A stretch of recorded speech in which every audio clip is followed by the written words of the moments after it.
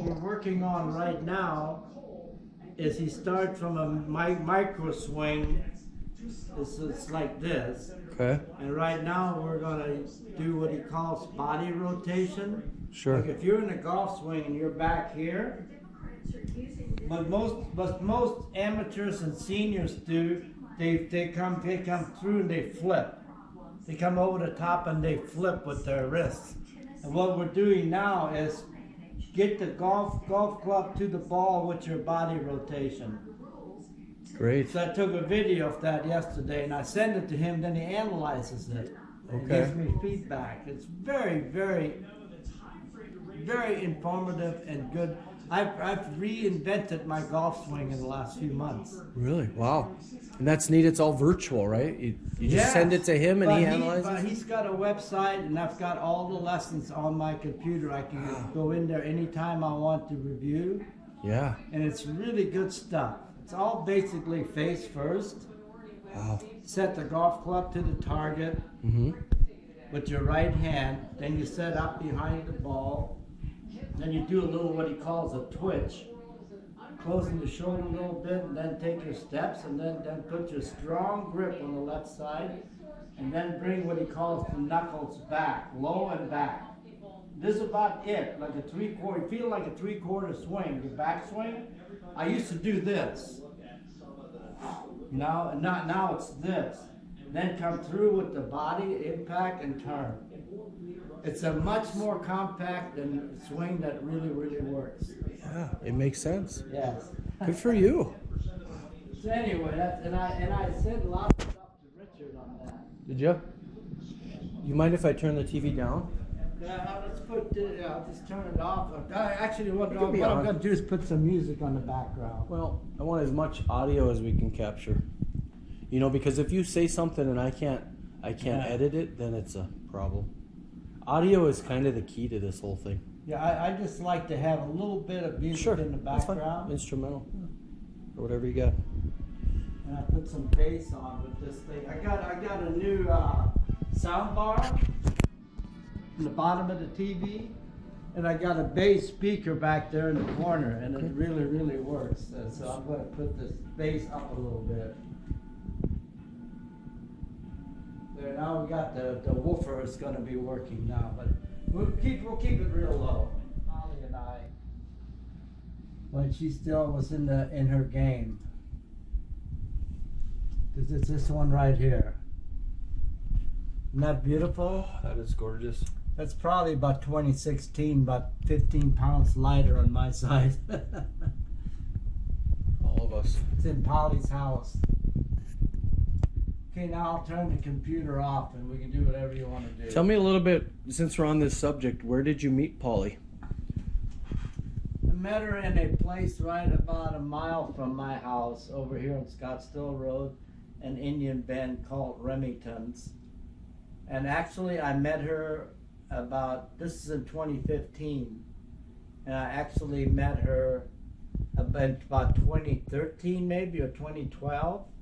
A friend of mine introduced me to her, said that she used to be a pilot, and I was very interested in her, just in a restaurant.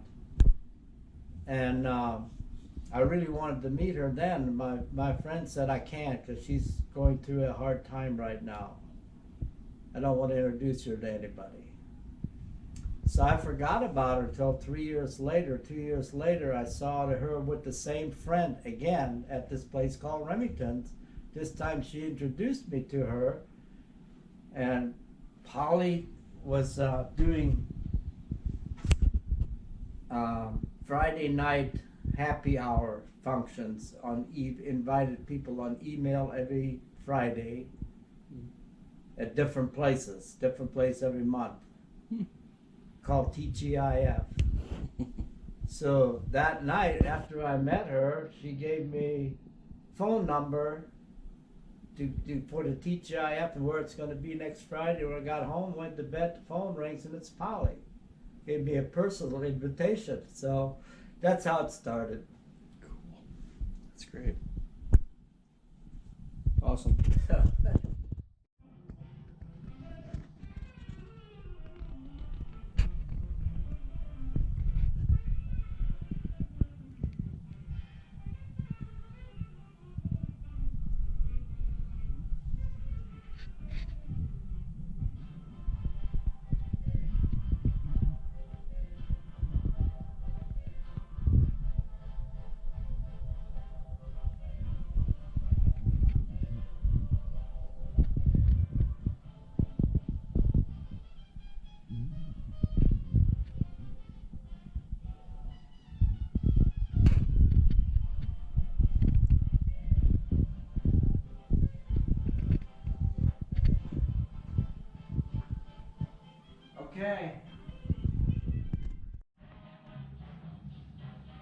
did this morning?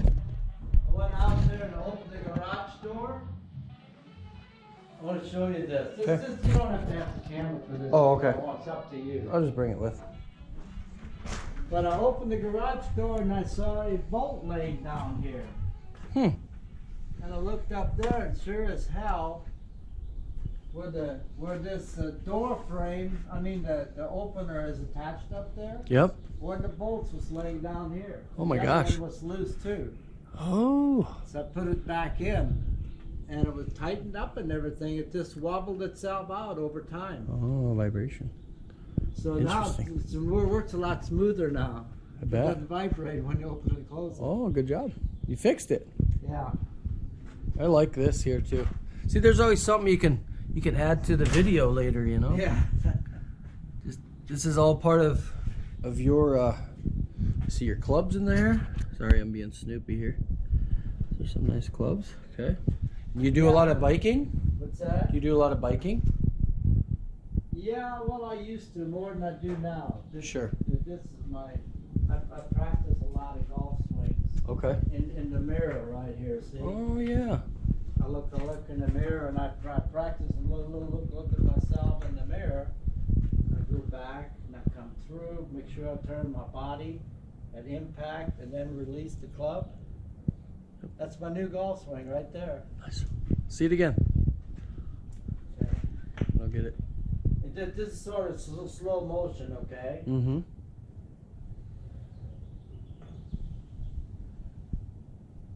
That's it. It's good. It's really good. I love that you're still taking lessons at 80. Oh my God! Well, golf is a sport that you'll never ever learn completely, and you'll never ever master it. True. Even the pros will tell you that. Yep.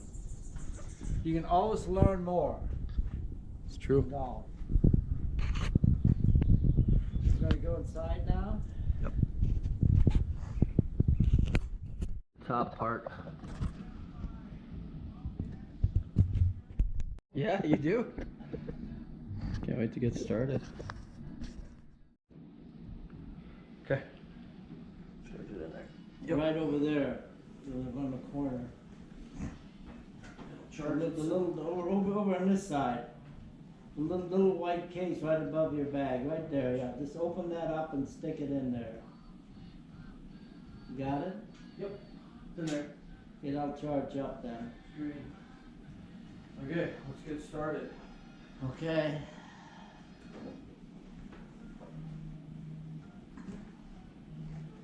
So, can you state your name and your date of birth and your current residence, so for the home viewers? Yeah, William Turnez. Live in Scottsdale, Arizona. And that's where we're at right here. Originally from Strasburg, Krasnau, 10 miles west of Strasburg on a farm, where I was born and raised, along with my other 9 siblings. And how are we related? You're my nephew, I think, aren't you, right? You're Leo's son, yeah? Yes, sir, yep. And? What was your occupation for most of your life? For your whole life? Flying. Flying? After I graduated from high school, I joined the Air Force, and when I got out of the Air Force, I did some labor work, working in the highway department and odds and ends, and moved to Rapid City, South Dakota, and did odd jobs down there, and eventually ended up during November of the year that Kennedy was assassinated, our president, in 1963. Yes, sir. 3 of us, a couple of my buddies and I, went down to Texas for a little vacation before Thanksgiving. Mm-hmm. And on the way back, we stopped in Denver and saw an ad in the paper, and we all signed up for this technical school in Dallas, electronics course, like a college thing, Mhm. junior. Anyway, after Thanksgiving, during that time is when Kennedy was shot in November of '63. While we're in the car listening, what was happening, and something that nobody that lived in that era will ever forget. The President of the United States was just shot. They didn't say he was dead, but he was shot. And they took him to Parkland Hospital in Dallas, Texas. I'll never forget that, listening to it on the radio. And then after we went home for Thanksgiving to Strasburg, North Dakota, and then I moved to Dallas and started this electronics school for 2 years, and became electronics technician. Went to work for a company called what's the name of it? I can't recall the name of the company now, but I worked there as a technician, radio technician, and making military like power supplies and stuff for fighter jets and so forth.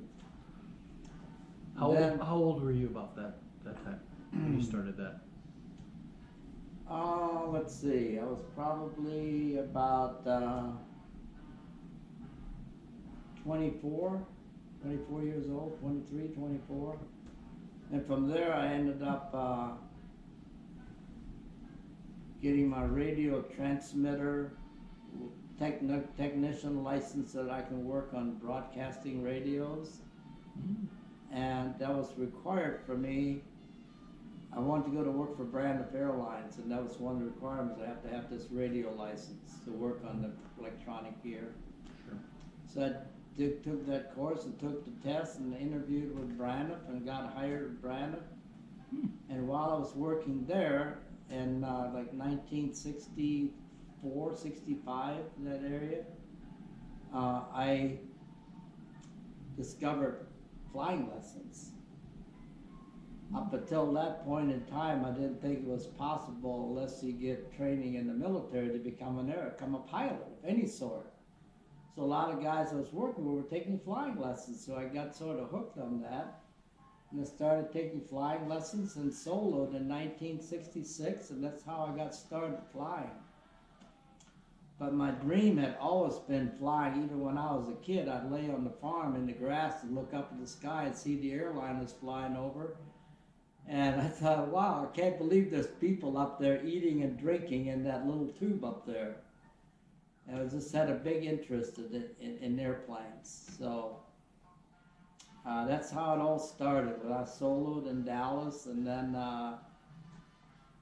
I, through the GI Bill program, which was available at that time, the government paid 90% of flight training, provided you had a private pilot's license or equivalent.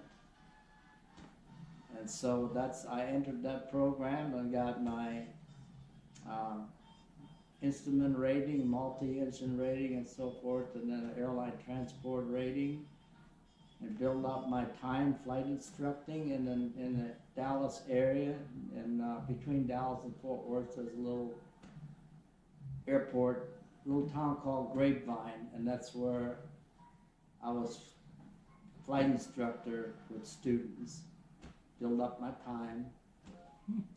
Then as time went on, my brother-in-law at the time, guy married to Ivy, my sister Ivy, down Western. He was a pilot in Des Moines, Iowa, flying for an insurance company, and my sister Ivy was bugging him to hire me because they were getting a new a Learjet, and of course they needed a co-pilot. So my brother-in-law hired me, and I went to Learjet school in New York, LaGuardia. Had a little place there where we went to school, and came back to Des Moines, had a flight instructor from Wichita, where the factory is, and a flight instructor came to Des Moines, and taught Don and myself to do actually in airplane training, takeoffs, landings, and that sort of thing to get ready for my check ride in the actual airplane. And this guy's name, the instructor's pilot's name was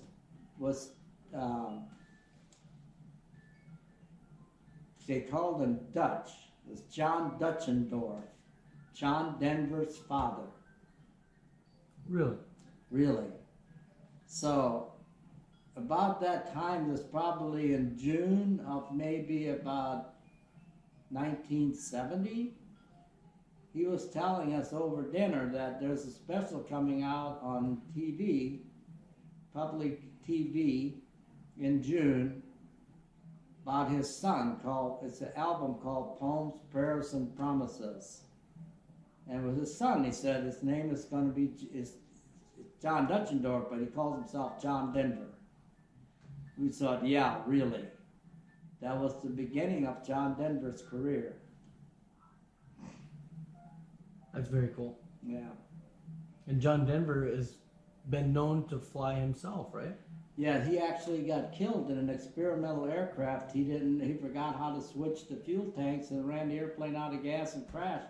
Killed himself in Denver. That makes sense now. I mean, Yeah. he was brought up with flight. And, Yes, you know, yeah. He owned a Learjet that his father's company managed for him. it's an amazing story. And Dutch himself died of a heart attack on a tennis court years later. After his son? He's only in his 60s when he died. Yeah, it was Denver's father, Dutch. Huh. So you actually answered my next question. How did you get interested in flying? And so that was great that you told the story of laying on the farm and looking at the planes going overhead. So my earliest memories were you coming down to, I think, the Linton Airport, and I took my first flight with you. And I was maybe 7 years old.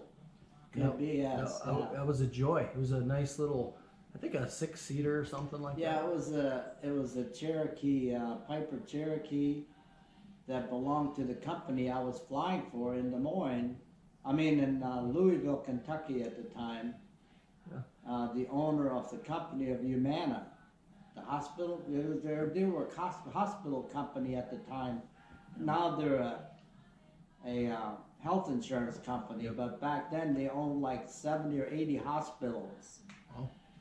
And that was their business. And the owner of the company, there's two people that owned the company, Wendell and David Jones, and Wendell Jerry were the two names of that founded Humana. Okay. Very, very nice people. And they bought a Piper for us pilots to have something to fly with when we were off to go places like to North Dakota, for an example. Awesome. It's a nice little French benefit we had. Right. All we had to do is pay for the gas. That's great. How many states would you remember living in? Can you name most of the ones as a pilot? Well, I can walk you through it. From North Dakota, I ended up. Use yours if you can remember kind of the era, like early 60s would be fine, or whatever. In 1958, after high school, I ended up in Texas, going through basic training in the Air Force. And then after that, I lived in Chanute Field, Illinois, actually within miles of where Polly was born. But we didn't know each other, obviously. We were like 20 miles apart. And then after Illinois, after I got out of the Air Force, I ended up Rapid City, South Dakota for a while, a couple of years. Then Dallas again. Texas again, I should say, Dallas this time, where I went to tech school and Braniff Airlines. And I was there until like 1970, I came to Des Moines, Iowa to fly with my brother-in-law. And I was there until about 79. 1979, I was flying for Massey Ferguson, and there was a major snowstorm in January of 1979, and Chicago O'Hare Airport was closed. And we had, Massey Ferguson had people stranded in Toronto, South Bend, Indiana, and Detroit. And they couldn't get through Chicago to get back to Des Moines, so they were stuck. And our flight department at the time was closing at Massey Ferguson. They were shutting it down. We still had a Learjet in the hangar, a leased Learjet. And they had told us that we're going to be laid off. But we said, go ahead and look for another job. In the meantime, you're still getting paid. And so I was on another contract trip. I was in Florida for another company when the snowstorm happened in Chicago, and our company called the other pilot. His name was Al Hogue. See if he could get the Learjet out of retirement, out of mothballs, basically. You know, and pick these people up. Well, he had to hire another pilot to fly with him, and all the paperwork was out of date. The charts were all out of date because the airplane we'd been closed down for over a month. So he hired a local pilot, and they went to pick up some people in South Bend, and then Detroit, and then Toronto, and then they were going to come through Milwaukee to clear customs, and then Des Moines. While on the lake from South Bend to Detroit, they picked up ice on the wing of the Learjet. It was such a short trip. They were in icing conditions. And on a Learjet, you have to have power on the aircraft to de-ice the wings. So they were up so fast and down so fast that the power was so far back, the wings never de-iced. So on final approach, they didn't have enough speed to overcome the ice on the wing, and they crashed on landing and did cartwheels down the runway and killed everybody. And I got a phone call from my best friend in Des Moines, said there was an accident tonight. And it's on my birthday, the 19th of January, it's 1970. 79, sorry, 1979. And I said, how bad? And they said everybody was killed. And I was like laying in bed, couldn't comprehend. Right. So finally, when I got back to Des Moines, came out of my house, my next door neighbor came running out, all pale-faced, said, I thought you were dead. But the paper said everybody was killed. So it was a shock, you know, everybody thought I was in the airplane because I'm one of the pilots, and everybody knew that. Right. And the paper said crew and passengers were killed. How do you feel about surviving that? Like you were Yeah, what happened was the international aviation sort of got involved in this business of the 860 rule, and sort of proven that, you know, just because you're 60, you're not going to fall over and die. Right. So the international or countries sort of developed different rules. Like one was like 65, one was no age limit at all. And so the United States was forced into, if there was an international flight coming into the United States, one of the pilots had to be 60 or below because of our rules. So it forced the United States to eventually rethink this whole thing, and they ended up with age 65. Okay. Did they eventually go to a case by case, like you could be evaluated to make sure your vision is good and mental is good, and well, there's regulations for that every year. You have to get a first class. In the airlines, you have to get a first class medical license every 6 months. Okay. By an FAA doctor. Yeah. vision, hearing, everything. Yeah. So you need to pass that Right. anyway to show that you're. Yeah. So then, anyway, so going on, Mm-hmm. after ATA, called American Transair, retired in January of 2001. It was my last flight. It's my 19th birthday. And Yeah. my last flight was from What was that now? You said it was your 19th? January 19th was my 60th birthday. 60th of 2001. Makes sense. So my last flight was to Las Vegas from, I think it was Indianapolis. And Did you have a little had party? a great crew. Yeah. Co-pilot was a friend of mine, and it was his turn to fly for the month, Mm-hmm. He said, no way am I going to take that away from you. This is your last one. It's yours. Awesome. So I flew, trip to Vegas, and when we landed and taxied into the gate, the fire trucks were out there spraying water over the airplane from both sides like an arc. And we got to the gate. Did you get choked up? Yeah, I did, yes. I bet. And we got to the gate. The flight attendant, the grounds people were there with a birthday cake.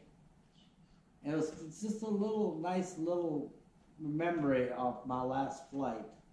I've actually got a picture of it if you want to see it later. We should get the a shot of bedroom, that. yes. Yep, for sure. And Along with your first golf clubs. yeah, right. So that was sort of the end of that career, even though I didn't feel at all like quitting. And I remember the passengers getting off saying, enjoy your retirement. And I'm thinking, I'm not retiring. Right. And I didn't. No. No, before I even turned 60, I had a job here in Scottsdale flying for the Diamondback owners. Really? I got the job before I retired from ATA. I didn't know you flew for the Diamondbacks. Yeah, I flew a Challenger for a company here called Gemini Air. And one of the owners of the Diamondbacks, Ken Kendricks, owns the aircraft. So I flew for that for like 5 years. Where was I? I must not have heard that. I remember you talking about, was it Tom Lehman? It's the same company. Okay. Diamondbacks owned the airplane. Ken Kendricks owned the airplane, but he allowed Tom Lehman to use the airplane. Cool. And I was with Tom Lehman in Rochester, Minnesota in 9/11. Really? And we were For grounded. those that don't know, Tom Lehman is a golfer, by the way. Just Professional golfer. He's like on the senior tour now, and he lives up here at DC Ranch, just north of me here in Scottsdale. You chat with him once in a while, or get to see him? I don't see him, No. but only when I flew him. But Sure. when we had the annual Phoenix FBR tournament here, Waste Management now. Yeah. I went up a few times during the tournaments, and I would see him on like the 18th hole when he's leaving. I'd say hi to him. Cool. That's really cool. Yeah. Before we get into that 9/11 story, because that sounds very juicy, are there some people besides Tom Lehman, like that you had the pleasure to fly, that you can remember? Like, holy cow, I just flew somebody pretty high status that Yeah. people would kind of like to see in yeah. little old North Dakota. They think that Oh, Rose would be smiling. Over the years, yeah, I can think of Barbara Streisand for one, and It's a big it's a one. little story in that in itself. You want to share it? If we have time, yeah. Sure. I had this is a charter out of Van Nuys, California. That's the last place I worked before I retired. Mm-hmm. There's a charter to pick up Barbara Streisand and her husband. Forget his name. Yeah, you can Google the name. He's Okay. a tall guy. Used to have a TV show with the naval base in San Diego. Yep. Can't remember the name of his show. She's probably been married a few times. Says a divorce here. But it's her current husband. Is it? Okay. Yeah. Anyway, get it here in a picked second. them up in Idaho, Sun Valley, Idaho. Okay. Took him back to California. Is it James Brolin? James Brolin, yes. Nice. Very, very nice guy. Married in 1998. And he's a pilot himself, like a Yeah. Is he? civilian pilot. He's a great actor too. He's nicest guy I ever met. But Barbara was the opposite. Oh. She was, at that time there had just been an accident like a year before on a Challenger in Telluride area, Montrose, Colorado. A Challenger out of Van Nuys, California stopped there to pick people up. An NBC broadcaster, I forget what his name was, and his son. And they crashed on takeoff because they didn't de-ice the airplane. Stupidity on the pilot's part. Yeah, it was. I know the name. It's okay. The NBC sports guy. Yes. Yeah, Olympics. Him and his son. Eversole? Both. Dick Eversole? Yes, That's I think okay. so. Anyway, they crashed and burned on takeoff because they weren't smart enough to de-ice the airplane, and it was snowing and just terrible weather. Yep. And they also used a shorter runway because the long runway was being plowed. So they made a lot of mistakes. Mm-hmm. So this was not too long after that, and in Sun Valley, Idaho, we picked up Barbara Streisand. She had requested an ice cream dessert to be on board. Well, we don't have a refrigerator. So I asked the flight attendant, how are you going to pull this one off? Well, she went to the grocery store, got ice cream and stuck it in a snowbank until like a half an hour before the passengers arrived, and made the dessert and laid it on top of the ice chest. Wow. When they got on board, it was ready. There you go. For Barbara.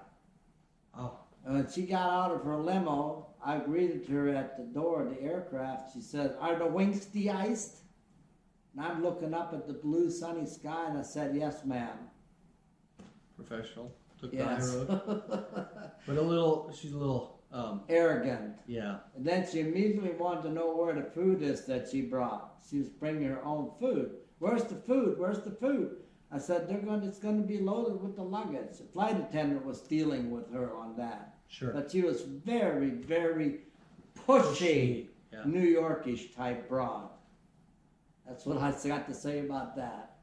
Good. I liked her singing, but I didn't like her character. Right on. And one of the other stars that I really enjoyed a lot was Charlton Heston. We had a art opening for an art center in Louisville, Kentucky with Humana. Mm-hmm. And they brought in Charlton Heston as the master of ceremonies, and they brought in TV stars that were like from Kentucky. Florence Henderson comes to mind. Brady Bunch. So I got to fly Florence Henderson and Charles Heston back home to California the next day to Burbank. Cool. And Florence Henderson, we had at that time, they had these little trays that stack on top of each other with food in them called Piedmont trays. Mm-hmm. Comes from Piedmont Airlines. Yep.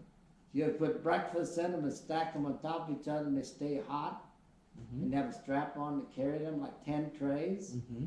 Had those on board, and Florence Henderson played flight attendant, served everybody, and brought me coffee, and she was just the nicest lady on the planet in my eyes. And Charlton Heston wanted to make a phone call. Back then, it was before cell phones. Sure. We had a phone in the cockpit, but not in the cabin. So he came up to the cockpit, and I made the phone call for him. And I talked to him about the movie Airplane, Mm-hmm. where they had a bomb. Yep. And they lowered Charlton Heston in the top of a 747 into the cockpit to fly the airplane, bring it back. Yep. And I asked him about how they did that. And he said American Airlines has a hatch on the top of the 747s in the cockpit. Other airlines don't. Sure. So they used American Airlines airplane, and he spent several hours in the simulator because he said I didn't want to look like I didn't know what the heck I was doing as a captain on a 747. So he actually flew the simulator for a couple of hours. It's very interesting talking to him. He was such a great man. And Florence Henderson, when we got to California, it was like light rain. I opened an umbrella for her. She said, "I don't need that. I won't melt." She was a really, really personable lady. Down to earth. Liked her, yeah. So anyway, those are my top people that I flew. I flew others, but that's sort of ones that I remember the most. Those are great. Those are great stories too. So did we leave off in the 90s? You retired? No, after the Diamondbacks airplane, they got a new airplane, and the chief pilot didn't want to send me to school because he knew I was going to retire soon. Didn't want to spend the money on me. Sure. So that's based bottom line. Anyway, then I flew contract for a while here in Scottsdale for another Challenger, and that sort of went away. The guy actually went to work for the guy, an Arabian guy, bought a Challenger, and after he bought it, it was too much airplane for him money-wise, spent too much money on maintenance and caretaking and so forth, so he's looking for something else. And sort of lost that. He sold the Challenger, and I lost that job. Then I started contracting. Now, at this point in time, we're talking about 2005, 2006 area. Sure. So I just put myself on the market as a contract pilot. How do you do that? You just start advertising? Start advertising online, yes. Okay. So to different companies that have Challengers that, Sure. and they hire contract pilots that are as long, but then again, you have to be qualified Right. and you have to be current, simulator current. At this point in time, I'm on my own to pay for my own currency. In other words, when I'm working for someone, they pay for the training. Now I'm paying like $12,000 for a week to go to recurrent training. Now, how much do I have to work to get that back? Right. So you sort of weigh it here and there. Yep. So anyway, during my contract process, I ended up flying for a company out of Van Nuys, California. And the guy that owned the aircraft owns the Bing Crosby home in Pebble Beach. No way. So I got into that program with that airplane, still flying charters. I mean, this is like his personal airplane, so it's Part 91 whenever we flew him, which is the lenient regulations. But he wanted the airplane to be available for charter when he doesn't use it. But I live in Scottsdale, the airplane's in California. So we made an arrangement that he would pay for my airline fare to fly back and forth to California, Burbank or LA, the night before a trip or whatever, when I fly him. You should fly commercial. Yeah, Southwest. Okay, Southwest. To Burbank or LA. Went to LA, I have to take a bus to Van Nuys. If I went to Burbank, I'd take a cab. Sure. But all my expenses were paid by him and his wife. Nice. And I paid for X number of dollars a day. At that time, it's running like $900 a day for my wages. And I didn't really need benefits because I'm on Medicare and I'm over 65. And airline is paid for back and forth. I had it made. Yeah. Probably the best job I ever had in my life. But then the mix of the charters in between I did not like. I had to stay qualified as a charter pilot. Had to go to training every 6 months. But he paid for the training. Oh. So this was why it was one of the best jobs because they paid for everything. And the company that managed the airplane was a company called TWC Aviation. That's where he kept his airplane in the hangar. They hang it maintenance-wise and so forth. So I did that until 2013. I had a stroke. And that was a bad day of my life. I got up on the chair, right here. That's the last day I flew for ATA. And this is in the cockpit right here. My last trip.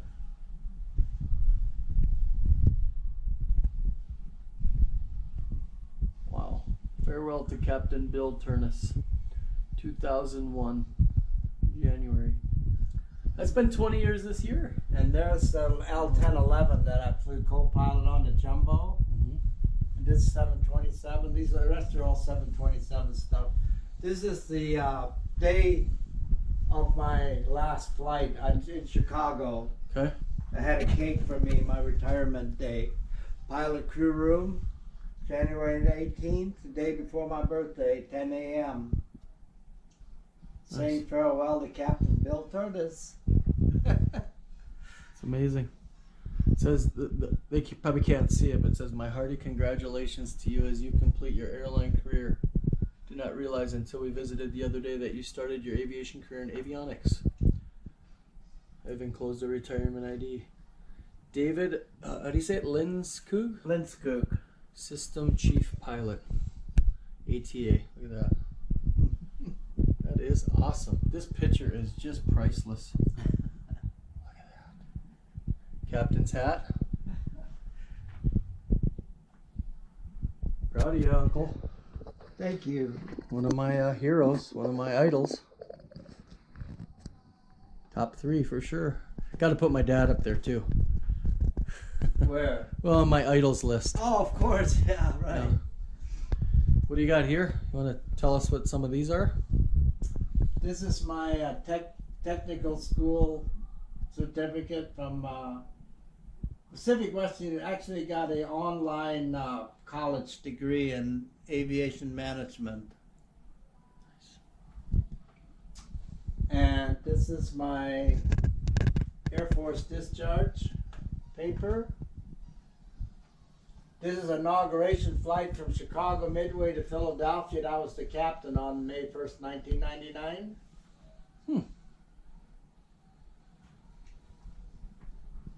This is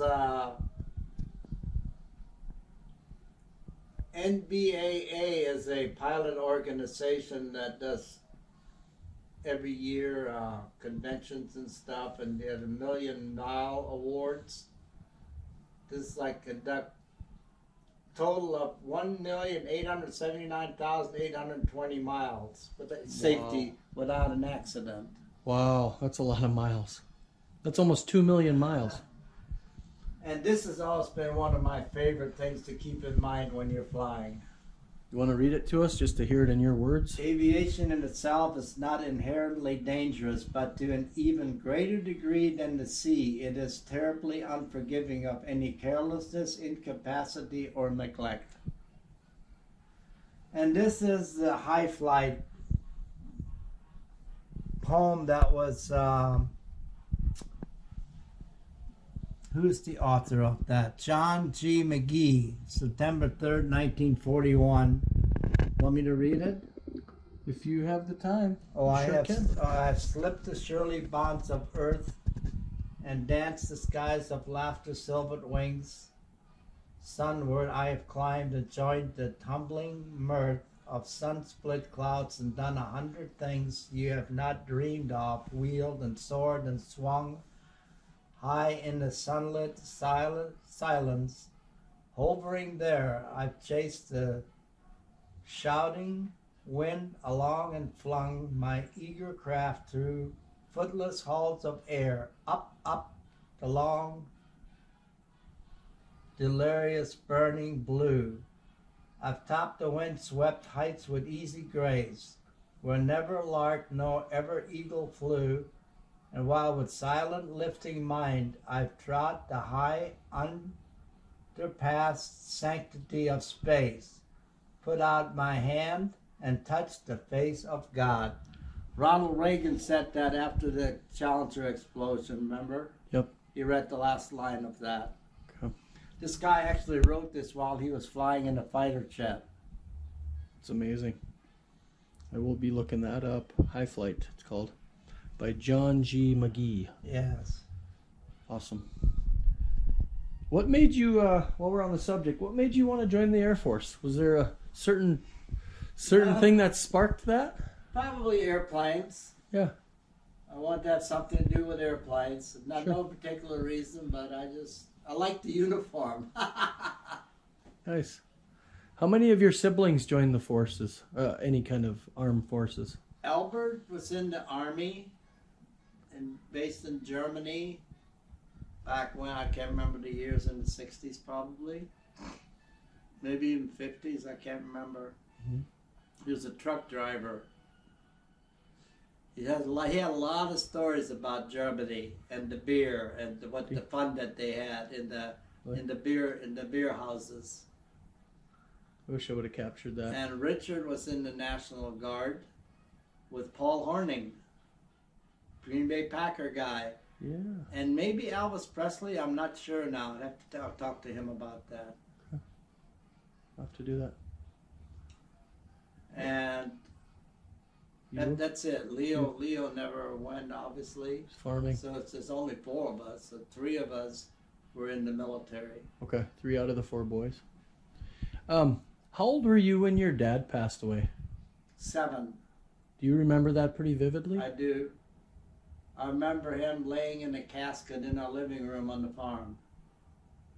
And my mother picking up his head and saying, "He's too young, he's too young." He was 42. There's one of my favorite 727 photos. I bought it at a garage sale in Denver. That's on final approach, coming in over the trees at nighttime with the flaps down and the landing lights on. Love it. So, by the way, my favorite airplane I've ever flown is the 727. I have 4,200 hours in that airplane. I flew all 3 seats: flight engineer, co-pilot, and captain. Nice. And there is no bad seat. I bet. Any, not to put you on the spot, but any stories of your dad you can remember at age 7? Yeah. Happy stories? I know my dad tells a lot of them. I know a couple. One of them is not so happy. Okay. But my dad was whittling out a tractor out of wood, and for me, he was whittling it for me. Okay. And I had done something bad in school that day, and while he's finishing the tractor, he said, because of what Willie did in school today, he's not going to get this. Mm. My heart sunk. Yeah. I'm sure you got it later, though, like Yeah. parents do.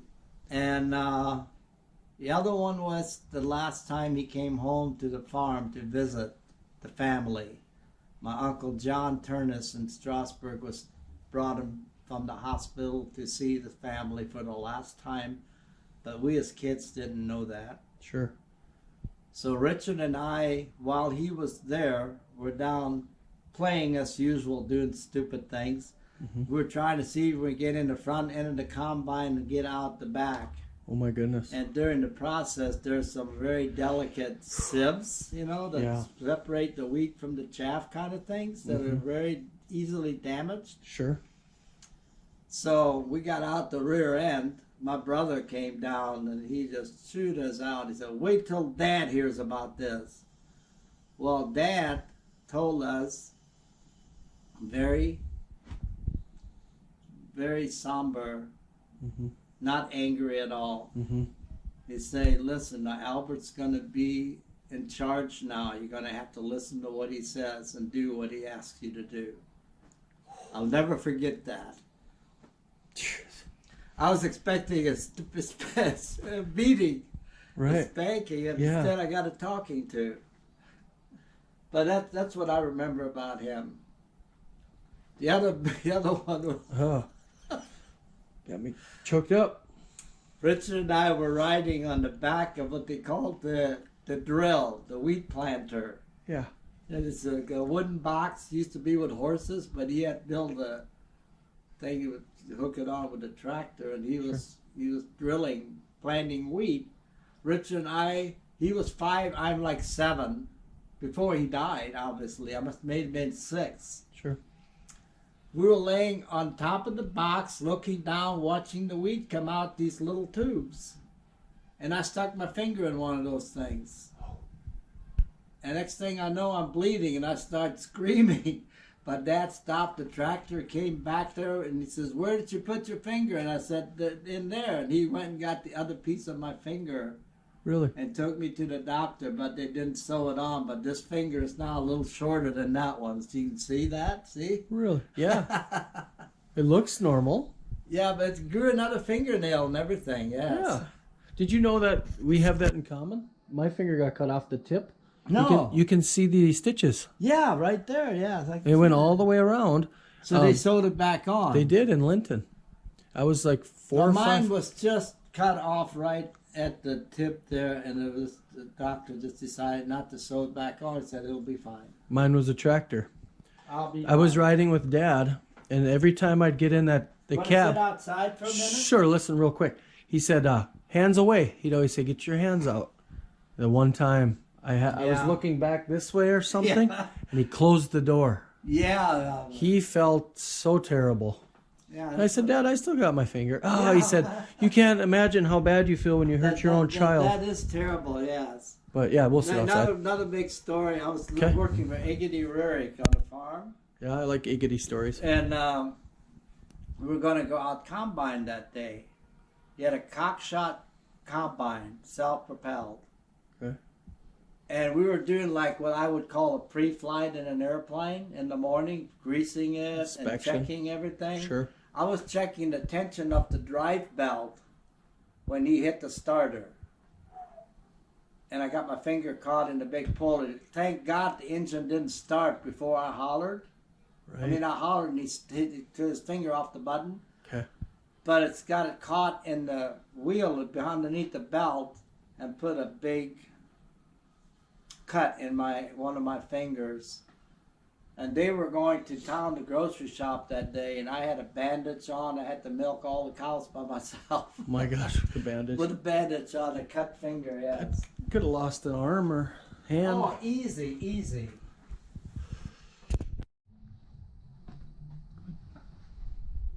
Action. Okay. Yeah, it's a picture of Polly. Another one that I thought was really nice to blow up because I just liked the way she's dressed that day. And that's probably about 2 years ago, maybe at the most.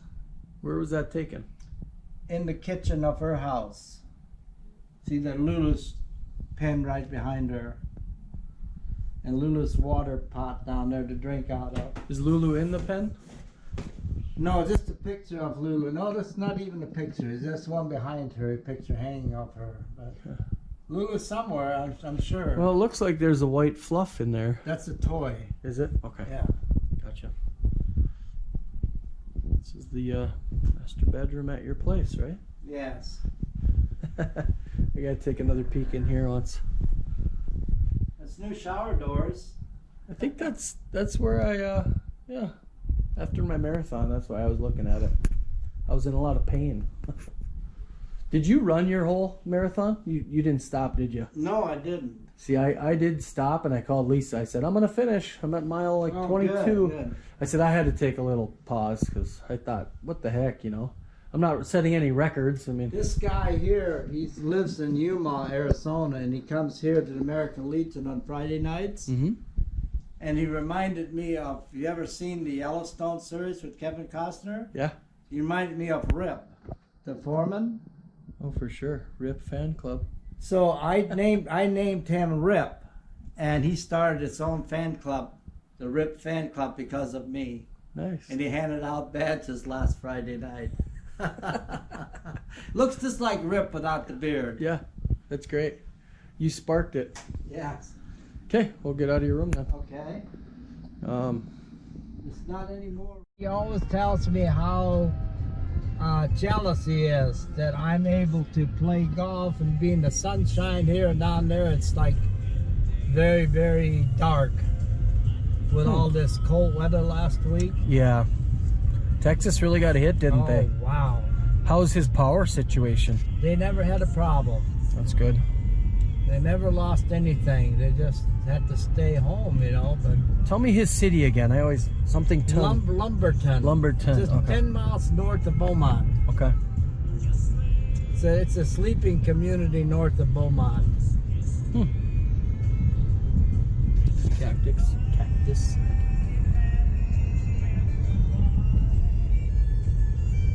So is this every day you go see Polly? Yeah, at least I try every day. very few. I couldn't for about a month when she was testing positive. Okay. It's like a month. She tested positive 3 times, Wow. but she never had any symptoms. Okay. Well, that's good. That's why I say this whole shit is so overblown. A lot of it is. It's like 99% of people that have it survive. That's better than cancer or the flu. You know what I mean? Yeah, I do. And when you're over 80 and get sick and die, they blame it on COVID, no matter what you die from. That's about right.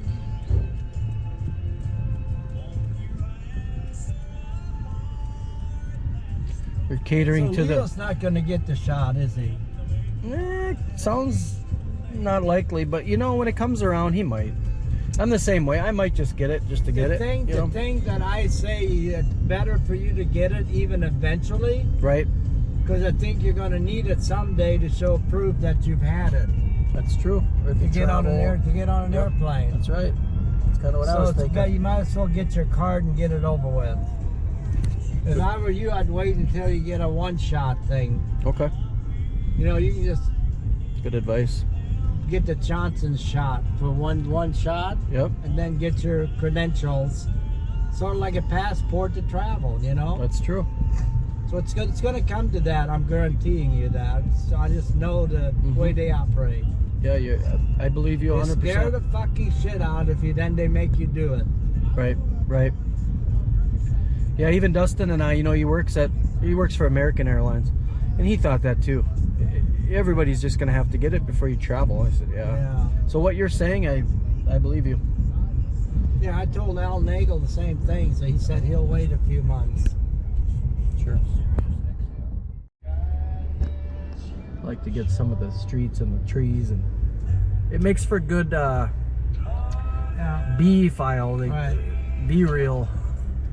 I'm blocking. Yeah, Kathy and Alvin came down to see me in end of February 2020. Okay. So it's, 2019 was the last time I was up there.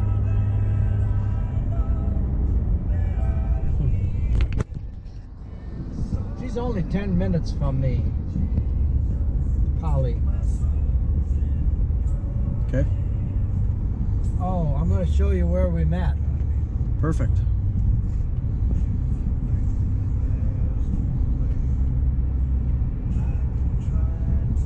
It's like a day in the life of Willie right here. Yeah. I like it. Lincoln Drive. This is Scottsdale Road. Is it? It's been a while since I've been down here. We'll go home. When we go home, we'll go down Hayden. You can see the golf course. Okay.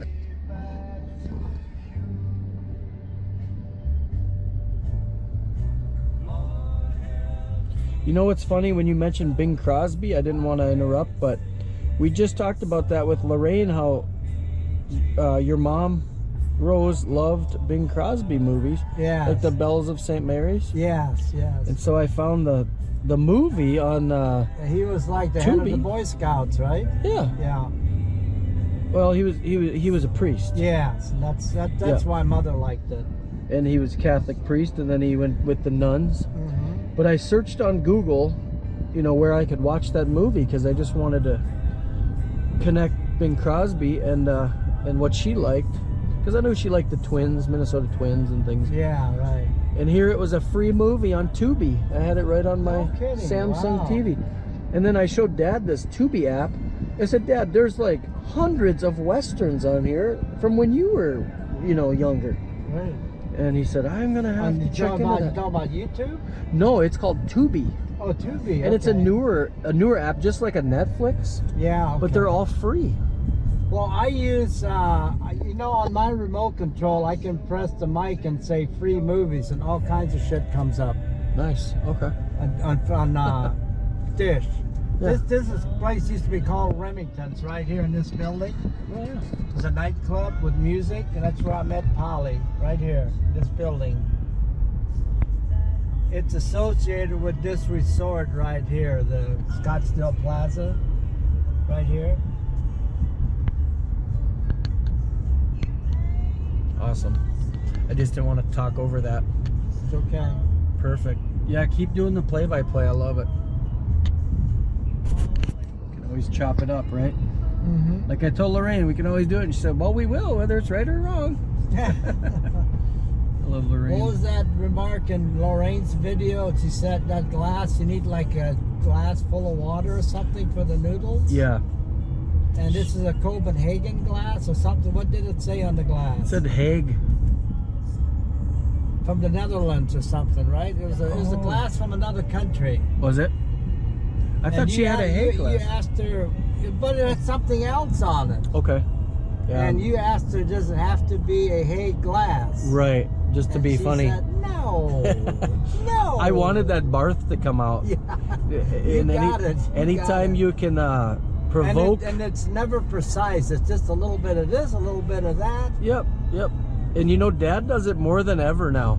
He'll get a little frustrated if I ask about like his diabetes monitor or what he's working on. And if he's already frustrated, he'll say, no, just real sharp. And I say, okay, Rose. That's a good comeback. We all do that. And then he smiles. We all do that. Right. I do it too. You know, but it's just awesome for me to see that evolution. How's your relationship with your mother? Good, really good. Yeah, we've helped her out a lot. She's always been a homebody. She sews and does gardening in the summer. But yeah, more than ever, I've grown to really respect how she treats our kids and her grandkids. Right. And good, wonderful. So yeah, it's been better than. Now, when we come over here, I want just to tell you that I'm going to introduce you to the caretakers. They're a married couple. Okay. And they're from Romania. They have an accent. Nice. So like Polly taking the shower instead of Polly's taking a shower. Polly taking a shower. Taking a shower. Well, Polly, she working. That means she picks up things and folds them and hides them so we can't find it. Oh. In her room. She's working. She hides stuff all the time. Really? Yeah. So she has it for later. Well, she can't. She doesn't know where it is. Neither does the caretaker, nor I. Yeah. I But I always buy things for her. Like I wore this ISOT jacket when I took that picture with the flowers. Mm-hmm. She was cold. It's here. Put this on. Yeah. And the sleeves come down below her fingers. And she laughs about that. Yeah. Look, I don't have any hands. So I just ordered her a jacket like that this morning. Oh, look at you. For women. I just love doing things like that for her. Yeah. Whatever she likes, she gets now because she's got enough money to take care of her. Sure. Might as well spoil her and make her feel good. Hair, nails, clothes, she can have whatever she wants. In fact, she's buying lunch today. Got her credit card in my pocket. Oh boy, I better thank her. I can pitch in. If you ask her, the media will never give him credit for anything. Exactly. I saw a kid with a hat on the other night in a restaurant that said defund the media, and I totally agree with that. I said, I like your hat. Yep. Defund the media instead of the police, right? Yep.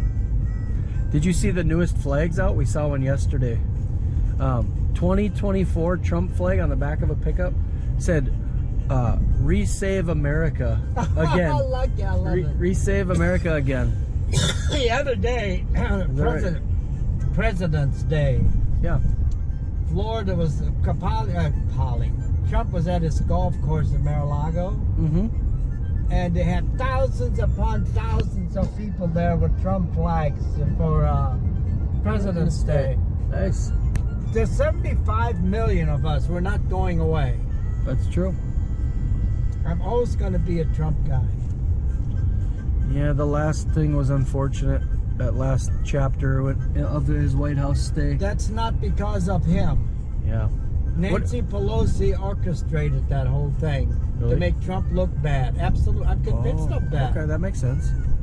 Tell me more. I didn't hear that. Nancy Pelosi. There's actually, I think, going to be evidence. There's going to be a hearing in Congress this week in the Senate. Okay. Headed by Ron Johnson, senator from Wisconsin.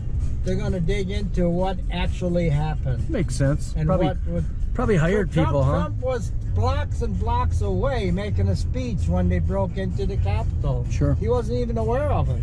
Jeez. He had nothing to do with it. That's good. Yeah, I didn't know. I still believe we're going to find out Antifa was partly responsible for that. Sure. And then, you know why we have a wall around the Capitol Hill? And the National Guard? That's the narrative to keep the Trump voters out of the Capitol building. According to Nancy Pelosi, we're all terrorists. Jeez. We need to really need to get rid of her. I would agree. 2022, look out. We're going to take the House and the Senate. Pelosi's going to have to retire. Perfect. That's my take on politics for today. Oh, it's good. I like it. Dad agrees. I agree. Al Nagel agrees. Good. Kathy agrees. I hope it happens. Jeannie is sort of, oh, I don't like his hair. I don't like his hair. Who cares? Who cares about hair? So, okay, let's get on this subject. So we're going, this is the main drive to get to Polly's? Yeah, this is off of 64th Street and Doubletree and little street called, just south of Shea, called Fanful. Okay. And we're going to approach your house here shortly. Sometimes I pass it up because it's easy to pass up. I always look at these big trees and then look for a black mailbox on the left. Okay. Right here. Yep. 6710 Fanful, that's her address. There it is.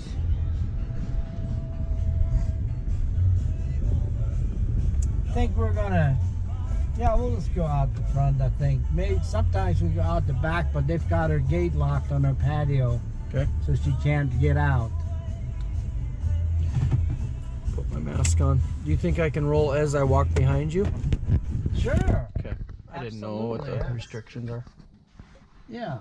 And I've got a seat back there for you to first when I first put her in here. And I switched it to the other one when it came available because the other one has a patio. This one does not. But this is a bigger room actually. Had a better view of out here. Hello. Hi, Polly. I don't know you. Come here, honey. Polly, remember Dan? My nephew Dan? Yeah. Give her a hug. Give him a hug. Give a hug. So good to see you. I want him to meet you and take a video of the room, okay? Okay. Okay. This is Elizabeth, Dan. Hi, Elizabeth. My nephew. From North Dakota. Polly looks great, honey. Yeah, well, Well, what? What do you mean? You look nice, I honey. was planning on getting down with that. Oh, but Danny, that's the swimming pool and the guard dogs. There's two of them, French poodles. Yeah. One is Muffin and one is Blackie. They always meet me when I come to the gate, Well, but they don't bark. Where's Why? Blackie? Oh, there's Blackie. See it? See Yeah, Blackie? Yeah. Okay. They're both right there. Yes. Thanks, Elizabeth. Polly, you look great. Oh, I gotta buy a belt for Polly, don't I? You She haven't? doesn't have any belts, does she? I gotta get her some. You told you buy for her. Okay, I will. When you fix her hair, but you maybe forget. Yeah, yeah, they have them there, yes. So we'll be right out, Elizabeth. I want him to take a video of the room and the lobby. And there's the other ladies in the room. okay, here we go. This is my nephew, Danny, from North Dakota. My nephew from North Dakota. Yes. Hello. Good to meet you all. They're having lunch. So this is the lobby area. Oh, yeah. Nice. Do you want to see? There's the kitchen. How was the soup? Good?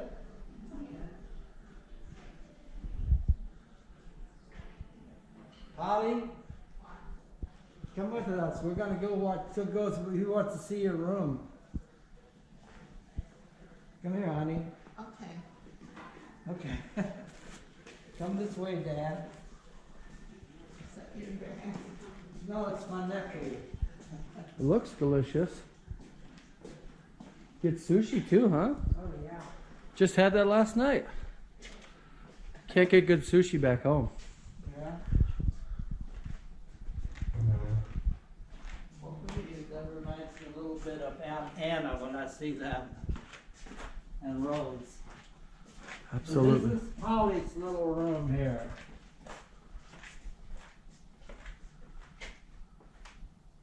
Poor little doggies. You got a picture of her and her dogs up there, see? And there's Casanova.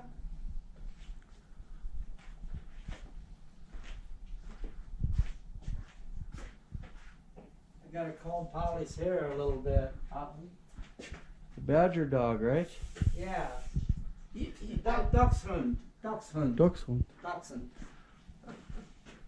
Whoops, got a little water on this brush, Polly.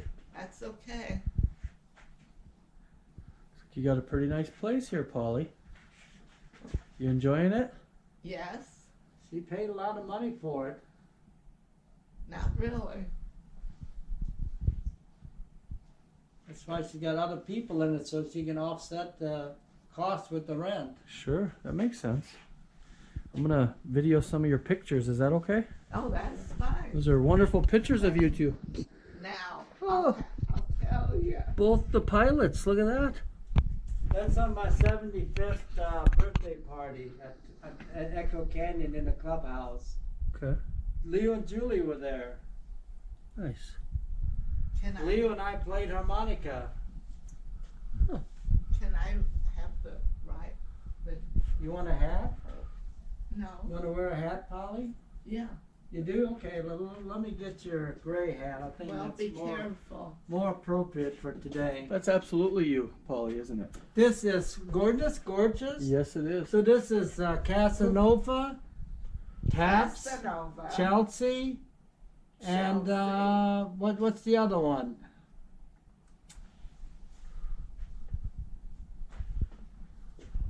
Yeah. Whoops. Oh no! I'll pick it up. Want that one or that We one? dropped something in the back. The corner. There, honey. There, now you look like a queen, movie star. Are you, Honey, are yes? you are you hungry? You ready for lunch? Oh yeah, she'll eat. You know what she likes there is the Swedish pancakes. That sounds We'll good. see when we get there. Okay. You got a What little. are we getting? She's got her new nails done. Oh, see let's see. that? Nice. Beautiful. Look beautiful, Polly. And that's her little patio here. Oh, I like that too. Little sun. Mm-hmm. You guys sit out there quite Yeah, a her bit and I together? sit out there sometimes when it's nice like this. Yeah. Yeah. Well, it would be nice if But they his got the gate locked. Polly laughs about it. So can I ask you a question real quick while we're in here? Sure. Like when you saw him and you said, "I don't know you," is that your way of joking with him? She knows who I. What's my name, Polly? Bill. Yeah. She knows who I am. Yeah. She was joking. That's what I figured. And then she gave you a big old hug. Then she goes sometimes. So good to see you. Well, okay, now She you- always has this beautiful smile, Dad. Yes, she does. That's Lulu. I know. I'll just You notice that? You know she's sleeping. Yeah. Danny says, "Well, watch this. Lulu. See the belly go up and down? Oh yeah. Breathing." Yeah, it is. Look at that. It's better from the front. Okay. That's what we have. I didn't even have to take my clothes off. That's perfect. That's perfect. You can take them. I want to get your other glasses with us just in case we need them, honey. Polly, can you say your last name for me? Polly S. Savage. Say it on camera. One more time. Polly. Savage. Savage.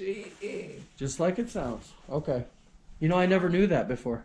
You were just. My mother. I had to take her a lot of places. Yeah. Okay. Now, Polly, go ahead. You just talk to Danny. He's going to ask you some questions, okay? well, we can ask. Okay, your mom what? You can go ahead. She likes to just Tell him what you did when your dad played golf. What did you do? has a drink. No, you sat down in the sun, remember? Oh, While he yes. played golf? Oh, yes. You took that over so he could get Yeah. I was looking for her other glasses. I don't see them. Well, here it is right here. No, that's your hat, honey. We don't want that. We'll put that up here. Well, Just put Lulu away. Yeah, that's the storage for your umbrellas. Those are boots. They're from your house. okay, I just was wondering if, because I've had to come back here about 28 times. I like this thing, Polly. We'll put this on. Oh, good, now I'm gonna have to take my pants off. That's what you know you won't. There you go, honey. That looks great, doesn't it? You ready to go to lunch? You get your money out. Yes. Polly, you know what? I've got your credit card. You're buying lunch. Oh, okay. Oh, really? Thank you. You're so generous. Well, you can get better things when, Let's do one more question. Okay. This is just for Polly. no. Polly, he's going to ask you something. I asked him the same thing. What made you want to fly when you were younger? I had been in a little, what kind of airplane? A helicopter. No, I didn't start with the No, helicopter. no. You started with an airplane, a Cessna 150, right? Yeah, Yeah. and so then he said, don't listen to my dad. He doesn't know much about this either. Right. That's right. And Now, then- would you like me to? So give one you- day while she was working in DuPage County Airport in Chicago, this helicopter gave rides. And they always had like 6 seats. One day the guy comes in and said, Polly, there's an empty seat today. You want to go? She said, sure. And just as she's getting ready to go, the guy comes back and said, I'm sorry, we're filled up. Air helicopter took off, hit a power line, and crashed and killed everybody. Oh, Right, Polly? yes, My goodness. I want to do this for you. Okay.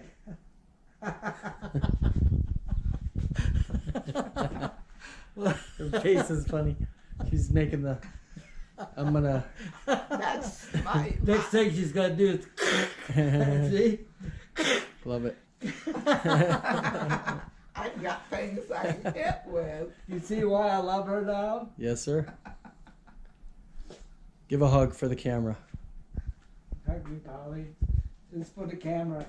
Give me a hug. I love you, honey. Do I have to squat? No.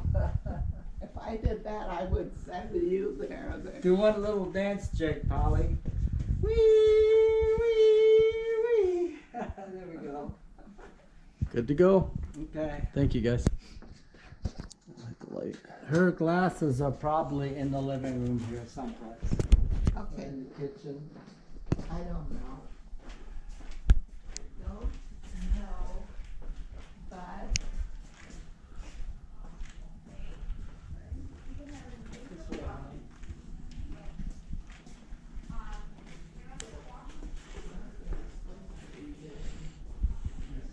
I'm coming here. I hear Elizabeth, but I don't see her. Hi, how are you? I'm good. Well, that's beautiful. It's a beautiful painting. if you wanted to, it's gonna That's a be beautiful painting there. Yeah, it is. Elizabeth, do you know where her glasses are? I couldn't see them. Couldn't see them.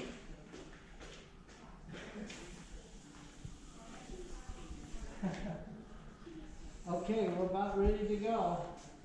We're not ready? No, we are. Okay. Huh. It's an old sewing machine? Remember when Danny and his son Emmons were there at our house? We made chili and crackers. Yeah, that's. Jack right. and Judy were there. It was a good day. That was a fun little party. Where did you find them? In the chest. Okay. I was looking everywhere except the She chair. was this morning, but she won't Okay, decide. I'll just take them with us so we can wear them over there at the Magic. Thank you. You're welcome. Okay, Polly, let's go. So where's Steve? Cleaning up there. Is he right here? He's Oh, he's in cleaning. the Yes. casino? Okay. All right. Well, we'll bring, I'm good. We'll be I'm back good. in about an hour and a half or Okay. so, okay? Okay. Should we get the pool real quick? Oh, Yeah, sure. I'll just film that real quick. He's gonna show this video to my family.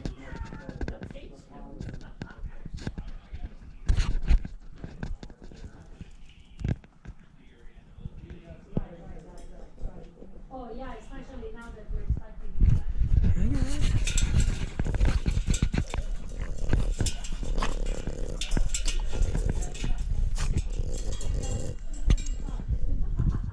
No, okay, so I don't know if it's legal or how would it be easy. We can go. I ordered the transport from. I- Unless you want to say something. No, let's go, Polly, let's go. I didn't want to interrupt her phone call. That's a little. We'll get you another one. Different.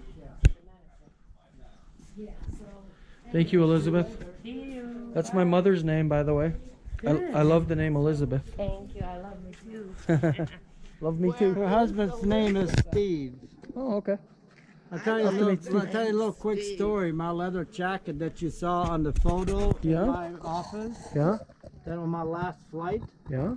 I gave that to Steve because it's too small for me around here. Sure.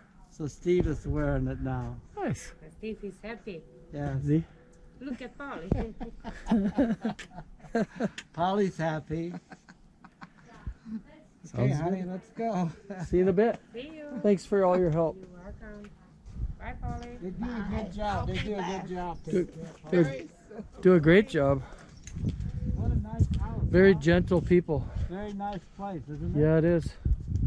Now, where do you want to go? From this one? Okay, you can sit in the front, Polly, unless you want to sit in the back. You want to sit in the back or the front? Okay, the front. I don't know. I really would rather the, I ain't gonna sit you in the front. I didn't eat anything today. Well, you will. Front. But right here, honey, right here. My golf clubs are in there. You gotta sit there, honey. And I'll Okay. buckle you in, okay? Buckle in, Buttercup. That's what I tell her. Buckle up, Buttercup. She raises her hand so I can get the belt across her, see? Yep. She's trained. There we go, honey. There you go. Well, at least. Very good. Oh, I want more than that. Okay. So let go of the hat, honey. There isn't a. I got it. I got it. I got it. Okay. I'll come over and get you.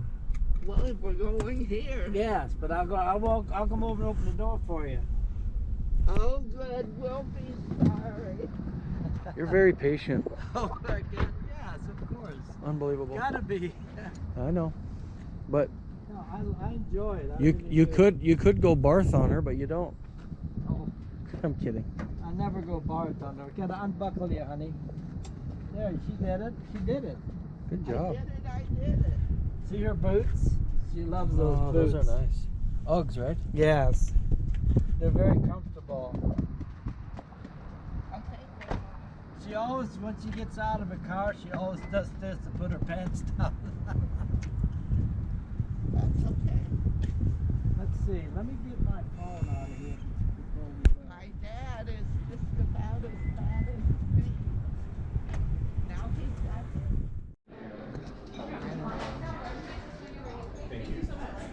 Cheers, guys. So my To staying alive. yes, my golf tournament Your video. starts at 3:22. Okay. So we got time. I think you're. I play golf with two guys, Danny. When I first met them a couple of years ago, they're like in their 80s. Yeah. They said, "I'm dumb and this is dumber." So I play with Dumb and Dumber. Love those movies. Holly sometimes goes with me Yeah. when the weather is warm enough. Yeah, For I 9 don't holes. want, I don't want to sit. For 9 holes. If I wasn't going to meet up with some friends, I would definitely go and video Yeah, you right, golfing. Right. Maybe I'll go for just 20 minutes. How about Yeah, that? you can do that. Can I do that? Yes, yeah. Because that would be a great thing to put in that video. Bring your car. Just get my tee off drive or something. Yeah. Um, Just your buddies. yeah. I'll tell you something else. I want to tell you. And I'll leave you alone then for the day. Something I wanted to. Let's do that. So Polly was riding with me at the 9th hole at Silverado where I play.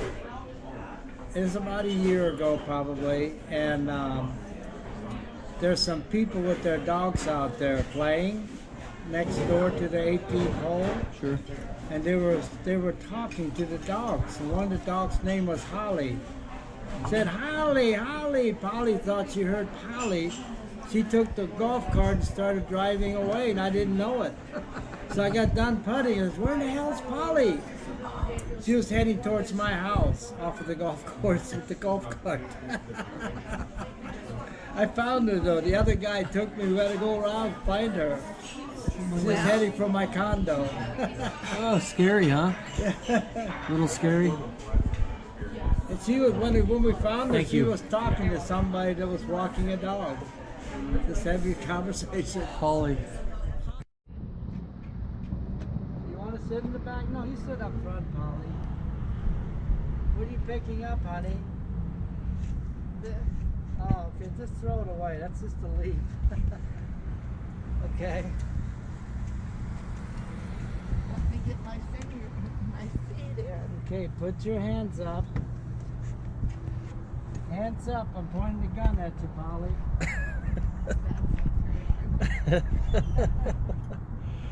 It's funny. They're all taking pictures of you and me. I know he is, yeah. I'm gonna take Some this. paparazzi. He's making a movie, honey. I'm gonna take We're celebrities. Yeah, you can take that off. there. You take Here, I'll take it. There we go. it. Okay, I know you're good. Okay. Yeah, so you know Billy's your nephew, right? Yeah, man, a really, really good guy. See him out here all the time. Loves to golf. Always a little sunshine in our day. Love to see him. Happy to see him every day we see him.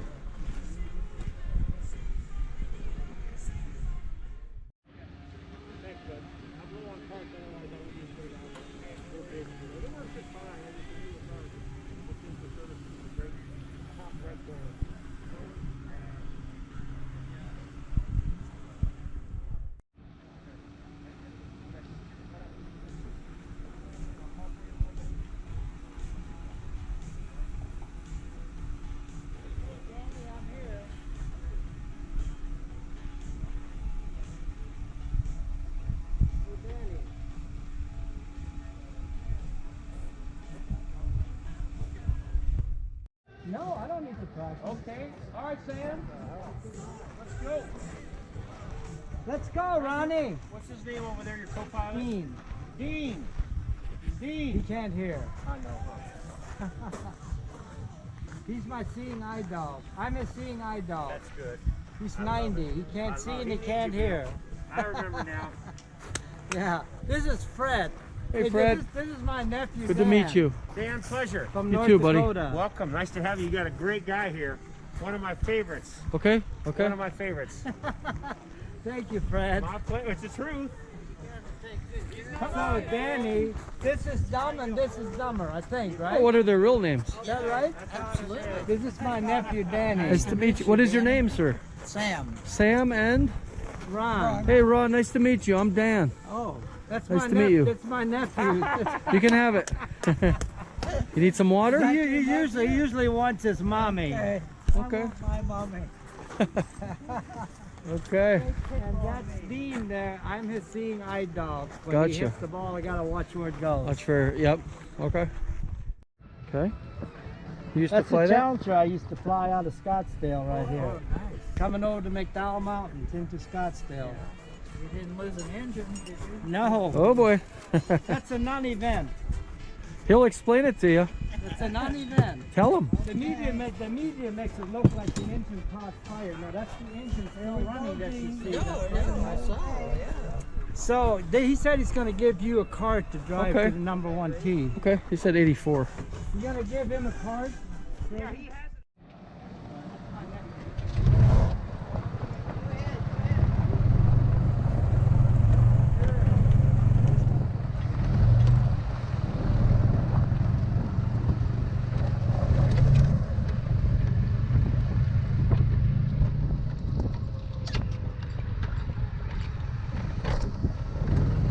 Thanks, guys.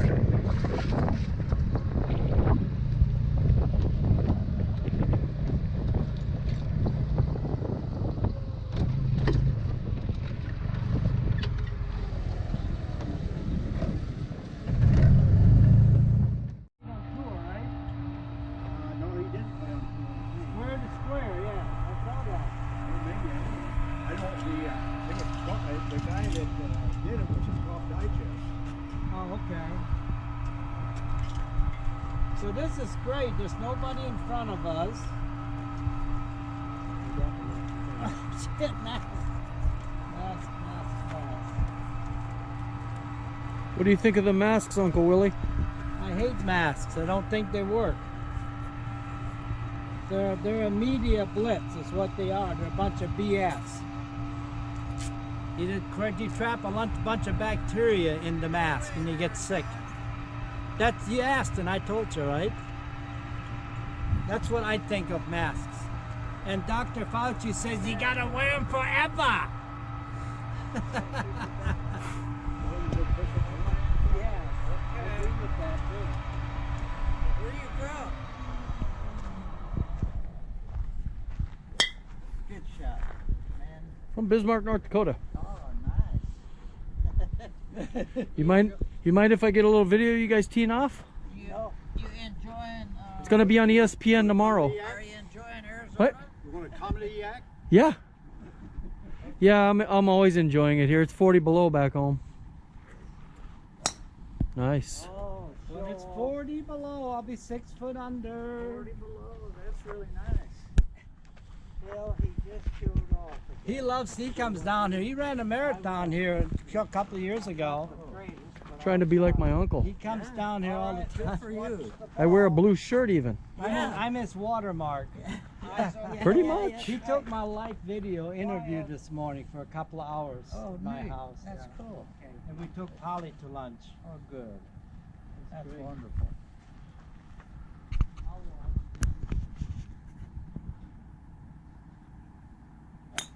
I saw that one. That should be Right down the middle. a little bit to the right. Good. Yeah, a little right. Yeah. You didn't pull her into the trash. I'm trying to keep the food. You didn't pull it into the weeds like he usually does. What's that? You didn't pull it into the weeds like you usually do. Well, I like to pull a little so you guys can help me fight. What do you think we're here for? So which one is you, dumb or dumber? Bill, your time's up. I'm dumber. Okay, Bill, head down. I'm the dumber. All right, now settle down. Here we go.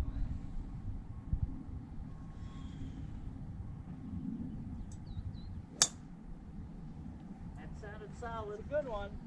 You're showing off. All right. God, this is so easy. We're off. Want to ride along a little while longer, Danny? We're riding. Not really. It's up to you. I love it, but I think we Okay. got enough. Okay, I'll get you well- guys driving off though. Okay, I'll see you next. You go ahead.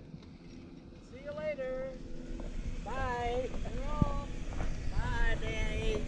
Enjoyed it.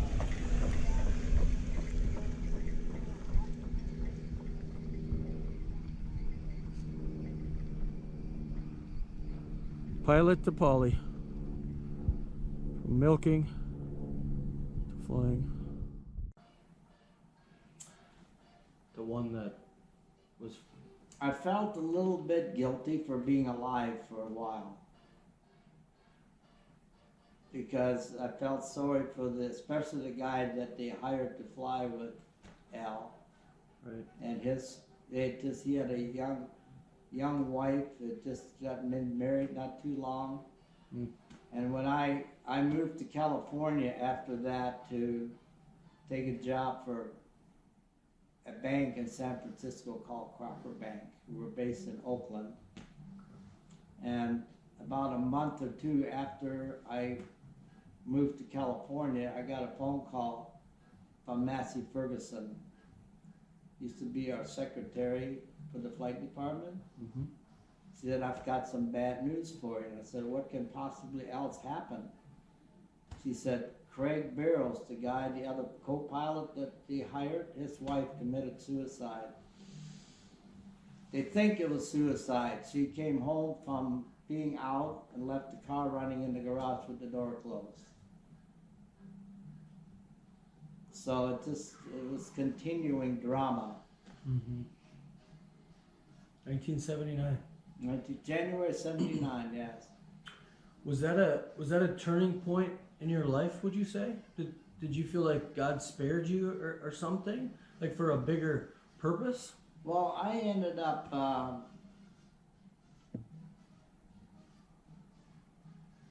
after the accident, I remember we went to the funeral in Chicago for Craig and in Ohio for Al Hope, where he was from.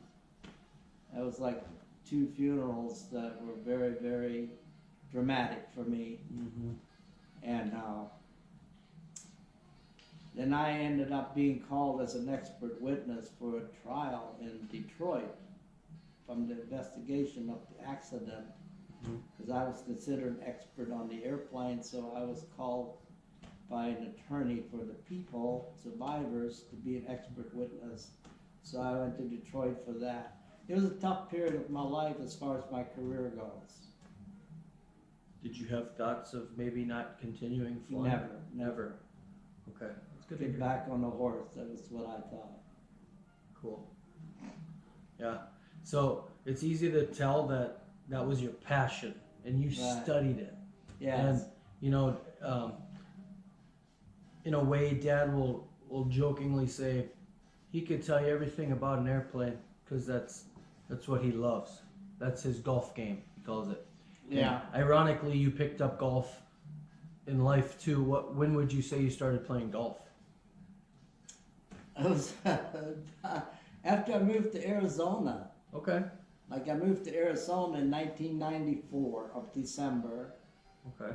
and my brother Richard and his friend from Seattle came down here to play golf for a week. Oh. And he brought me a set of old clubs that belonged to his brother-in-law Fred. Sure. The Spalding irons and old woods, actual real woods that still have hanging in the garage here. They were real woods made out of wood. Wilson woods. And that's when I started, but I didn't really care for it that much because I couldn't, it was difficult for me to play. I didn't know how to do it. Sure.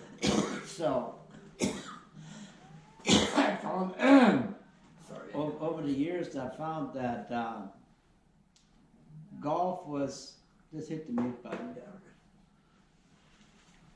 I found over the years that golf is very similar to anything, any career in life. No matter how hard you try to master it, you just can't master it. And that's what's so interesting about golf. It's such a challenge. Mm-hmm. It represents life for me. Sure. Especially playing with somebody you've never played with.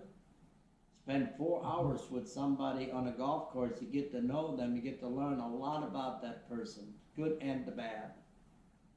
So it's a good way to interview somebody if you want to hire somebody for a job, I think. Play golf with them. No matter how good you are, it doesn't matter. Great way to spend time. So it's sort of like getting a haircut. You end up telling the haircutter your life story. It's like he's a shrink, you know, kind of a thing. It's funny how that works when you sit down in the chair to feel comfortable and start talking. Right. And golf is that way. I like that analogy. Mm-hmm. Personal note, I enjoy driving Uber for that reason. Drive people around. I forgot that you drive Uber. Yeah, once in a while. It's just for fun. I like Lyft. Yeah, Lyft and Uber. I do both. Oh, do you? I'm registered for both. I can't be a pilot. I'm not that educated, so I just drive people. But it's similar. I know what you mean. You go to a barber, or I'm sure you met so many people flying. I bet those pilots were like family. Oh my gosh, yes, you live in the little tube, in the little cockpit, you know, and you have to get along with each other. If you don't, it's not going to work. Did you ever have any friction, say, with anyone that you found it tough to do your job just because of personality clashes? I had one story that was one of the most difficult I've ever had in my life as far as having friction in the cockpit. And it's something that was probably built up and I didn't know about it, and all of a sudden it exploded. And it happened very interestingly. We were at a trip to Salt Lake City. Humana was involved with the heart pump. Remember, there's a doctor from Utah, from Salt Lake City, that was experimenting with heart pumps in cattle. And so we were doing that. We took people out to Salt Lake City for that project, and we were just there for like one day. We took our skis. And we went up to Alta, I think it was, in Salt Lake City. Him and the other pilot, Paul Urbans. And I was sort of a little bit senior to him by not maybe much. I mean, he was hired right after me, but he was just experienced as I was. But for seniority purposes, I was in charge of the trip. I was in command. So we went on a ski trip, and we had a rental car, so in case we get split up, this is where we're going to meet at a certain time by the car, because we had to get back to the airport to get ready to fly back to Des Moines. Well, back to Louisville, Kentucky at the time. So as soon as we started skiing, he went one way and I went the other. It was by accident, not on purpose. We got separated. Mm-hmm. And didn't see each other again until we got in the car. And he was steaming for purposely separating and going my own way without him. And he blamed me for everything. Innocent. I mean, it was an innocent. And it was just terrible. We get back to the airport, he's not talking to me. Oh boy. And we have to fly. Right. He's sitting in the airplane moping, you know, and we're in snowmobile gear. Snow ski gear. We got to change clothes. And I talked to him. I said, you know what? I said, you can have your differences, but we have to fly together. Mm-hmm. He said, that's very simple. You're the captain. I'm the co-pilot. You tell me what to do, and I will do it. And that's the way it's going to be. And I'm thinking, boy, we can't do this. This is not going to work. So I was going to call the chief pilot and tell him we have a problem here. Mm-hmm. And so I got the airplane ready. You had to get coffee and ice and stuff on. Mm-hmm. And I went out to the airplane. He's walking around the airplane like a mad bull. And finally, he comes in the airplane. I'm sitting in the cabin still thinking about calling the chief pilot. Mm-hmm. When he said, okay. He said, I apologize. I'm wrong. Oof. Let's just forget about this thing that anything ever happened. So that's sort of, still to this day, I still communicate with him from time to time. And I don't know what caused him to blow up, but that was a very, very difficult time, the decision that I had to make, knowing that we can't fly with one guy mad at the other guy. It's not going to work. And that happens in the airlines as well. You get stuck flying with one guy you don't like for a whole month, you got to put up with it somehow. Good point. It's a good lesson. Yeah. I think I cut you off at 1979, the tough era for you. Yeah, that's when I moved to California. Tough season. You want to start from there? Because we jumped forward to when you started golfing, but yeah, okay. Let's go back to your career and then move forward Okay, from God, wasn't really that happy in California. I was like a duck out of water. Sure. I didn't fit in, as I didn't like the culture out there. I didn't have any friends out there. And I had I lived in Hayward, California, which is outside of Oakland. Had difficult travel to get to work, highway traffic. Remember, it's where they had the big earthquake in '89, I believe, where the World freeways Series. collapsed and all that stuff. I had to travel that same freeway every day to get to work. Jeez. And I just didn't care for my job. I just didn't. What were you flying at that time? You said it, I think, but I was flying a Gulfstream okay. and a Hawker Siddeley.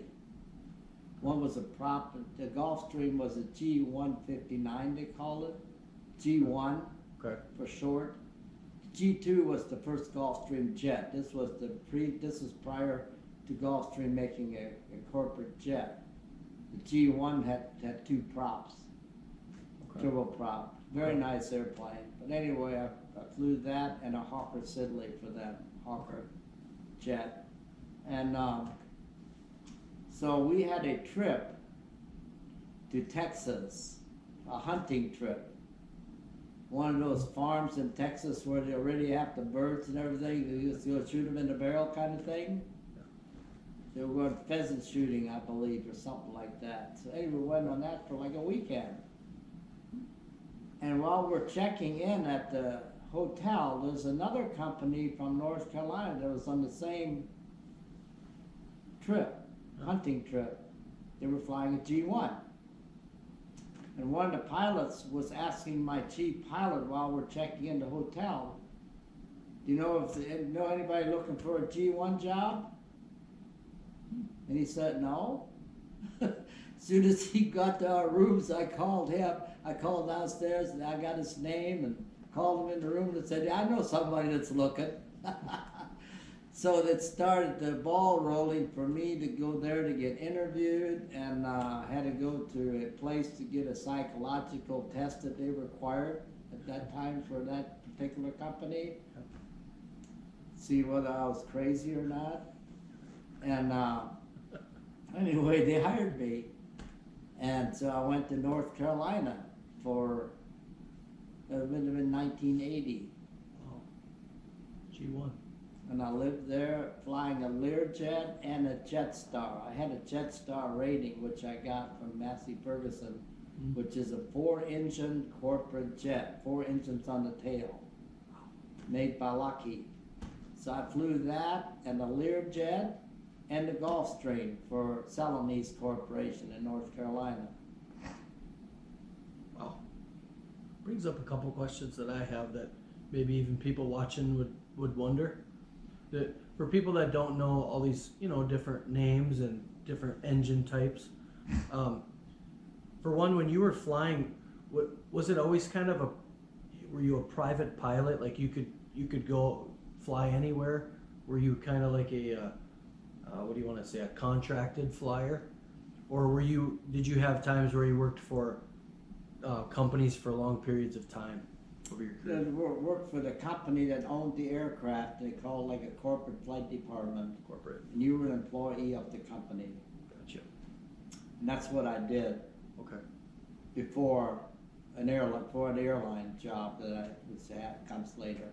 Comes later. Okay. And then the other question I had, were a lot of those planes difficult to learn different cockpits and things like that? I mean, was it a lot different, or is flying? Now, each airplane has got unique differences, Sure. and you have to have the routine. You have to get down a routine of where all the different things are in the cockpit. Like every airplane has got its own unique differences. Now there are common types, like a Learjet is pretty much a Learjet. Gulfstream 1 is pretty much a Gulfstream 1. Jetstar is a Jetstar, and so on. But 3 different types, and each type requires a certain rating of training that you get in school. like a Learjet type rating, a Gulfstream type rating, and a Hawker type rating, Jetstar type rating. They're all unique, and they're stamped on your license that you're legally qualified to fly that aircraft, providing you've had your recurrent, what they call recurrent training, which happens like every year. Okay. Which is all part of the program. In other words, you can't, if the corporate flying is way more lenient than like airlines and charters, because you're not flying for hire. Sure. You're flying like privately for a corporation. Different set of regulations. Corporate flying and private flying comes under what they call Sunday morning to go to church. I was going to go to lunch and the Marriott on Lincoln Street, where the church was close to. And I saw double out of one eye when I walked out of church, but I didn't think too much of it. It'll go away. Got in the car, drove to the Marriott, and got in the restaurant. The waiter said, "Are you okay?" And I said, "Why is he asking me this?" Took a glass of water and I poured it down the front of my shirt. So anyway, there's a group of doctors sitting at a table next to me. They told the waiter to call 911 because I'm having a stroke. They knew it. They knew it. So I was Lifesaver. wheeled out of there on a stretcher. I got to the hospital and within an hour. And I remember the doctor interviewing me saying that we have a procedure called TPA, which is a super blood clot buster. You've got a blood clot in your brain. I was paralyzed on the left side, but I didn't know it. And he said, this will dissolve the blood clot, but we need your permission and somebody in your family's permission to do it, because it could also cause a brain hemorrhaging and death. And need my permission to do it. I said, what's the alternative? And he said, paralyzed for life. And I said, let's do it. So Good about decision. 3 hours later, I got all my movements, my left side back, my leg and my hand and everything, and I walked out of there 5 days later after Wow. they cleaned out my artery, carotid artery. Yeah. Wow. So I was at that point in time 73 years old. You just turned 80. Okay. 7 years ago. So then I flew but then of course I asked my FAA medical doctor what I need to do, and he said, you need to ground yourself, you're grounded. Hard for me to accept, but nobody said I had a stroke, and I'm healthy, I can walk, I can fly, I can do anything. Right. But he said the proper thing to do is to ground yourself, you have to. And I called TWC, and the director of operations said, yeah, he said, you have to, as a professional, you have to just ground yourself and get a new medical from the FAA. Was that the toughest pill you ever had to swallow? Yes. As far as my career goes, it's hard to accept that you're getting old, and you got to hang it up at some point. But at this point in time, I made a decision. I said, I want to get my medical back. My first goal. That's hard to do. Most pilots don't ever get a medical back after having had a stroke. No way. So I hired a company in Colorado that specializes in getting medicals for pilots that have had strokes. And they started putting me on a schedule of gathering information. Doctor's appointments, keep track of everything, just keep a stack of paperwork for a year. And you have to go through a cognitive testing. It's available. They gave me a list of places I can go here in Scottsdale, Phoenix area. That's one of the hardest things I've ever had to go through.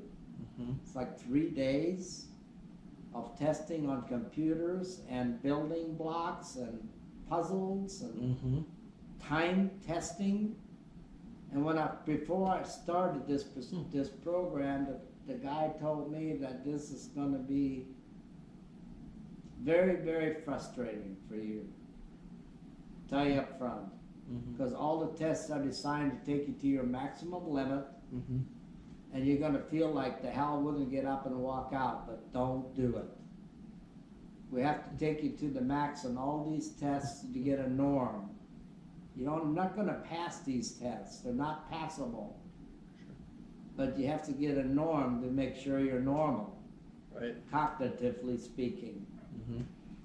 So it took me 3 days to get through that, and I finally got a blessing, passed. And all this information was scattered over a year. So 2014 of October, we sent a package to the FAA. And within that was one of the last things it had to do was a stress test with a monitor where I could actually see my heart pumping, picture of it, while I'm on a stress test. And that was all sent to the FAA. Then about, I think it was maybe November of 2014, I got a letter in the mail from the FAA saying that my information has been passed for further review. And I thought, well, that's the end of it. I'll never hear back. A week later, I get a letter that said, you passed first class medical. But I had to go get another medical from my doctor because they dated it where it was expired on purpose. So I had to go get another medical with my local FAA guy, and I'm back in business. Now I can fly again. Got your life So back. then my goal was I want to fly one more time before I retire. And I did it, that was 2014. I flew until 2017 as a contract pilot. In the right seat, but I was flying. Yeah. And then I quit. In June of 2017, I quit. On your terms, though. Yes, on my terms. I can honestly say from a personal standpoint, when Dad told me that you had passed and you were clear to fly again, one of my proudest moments of you. I was super proud because it showed that Barth inside of you. Yeah. That you're not just going to let them dictate when you're done. You're going to go down swinging. It's exactly like my mother. You can put a square peg in a round hole. You can do it. You can do it. Yep. Das muss gehen, as she always said in German. Das muss gehen. It's gotta go.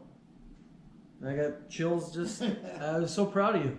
And I remember my mother always milked, we had 12 cows to milk. She always took the 6 hardest ones. Milked them all herself. I can still see her sitting there with a bucket between her legs, and the teats of the cow are like 3 feet apart. Always the toughest cows. She took them all. God bless her.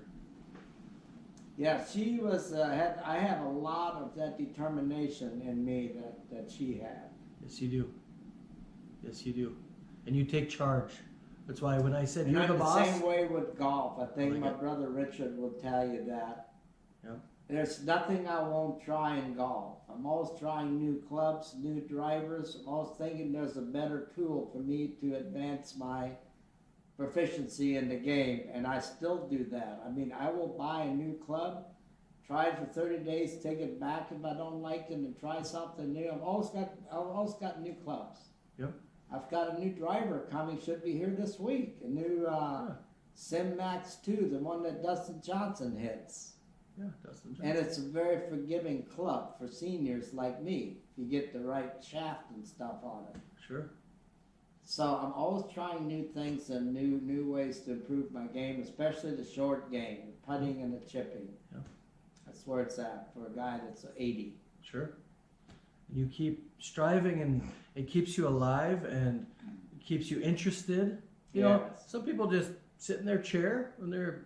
Like my dad is a similar situation. Is kind of. But then, You know, you don't settle. I love that about you. You don't settle. It's like there's always something I can Right. do to improve or go to the next thing, you know? well, it's like running. You know, I'd run marathon before that was on my bucket list. I did it. Yeah. There's always another goal. I have a person that gets older, like my age, even Yeah. though you not always feel well. The joints hurt, the toes hurt, elbow hurt, the shoulders hurt. But there has to be a goal of overcoming that pain and continue to do you can get through it. You can get through it on the other side. It's better. Right. Tell us a little bit about that marathon experience. I've heard the story, but not on record. I'd love to hear where you did it and the wall story and all that good stuff. Well, well, I And know you. I know. Can you shift this way just a hair? Yeah, I know. I know you can do that. You've done it here in Phoenix. I was here. Because of you. Yeah. That was the whole inspiration for that. I said I want to do one. Well, I was living at the time in Oshkosh, Wisconsin, and flying for that place in Fond du Lac.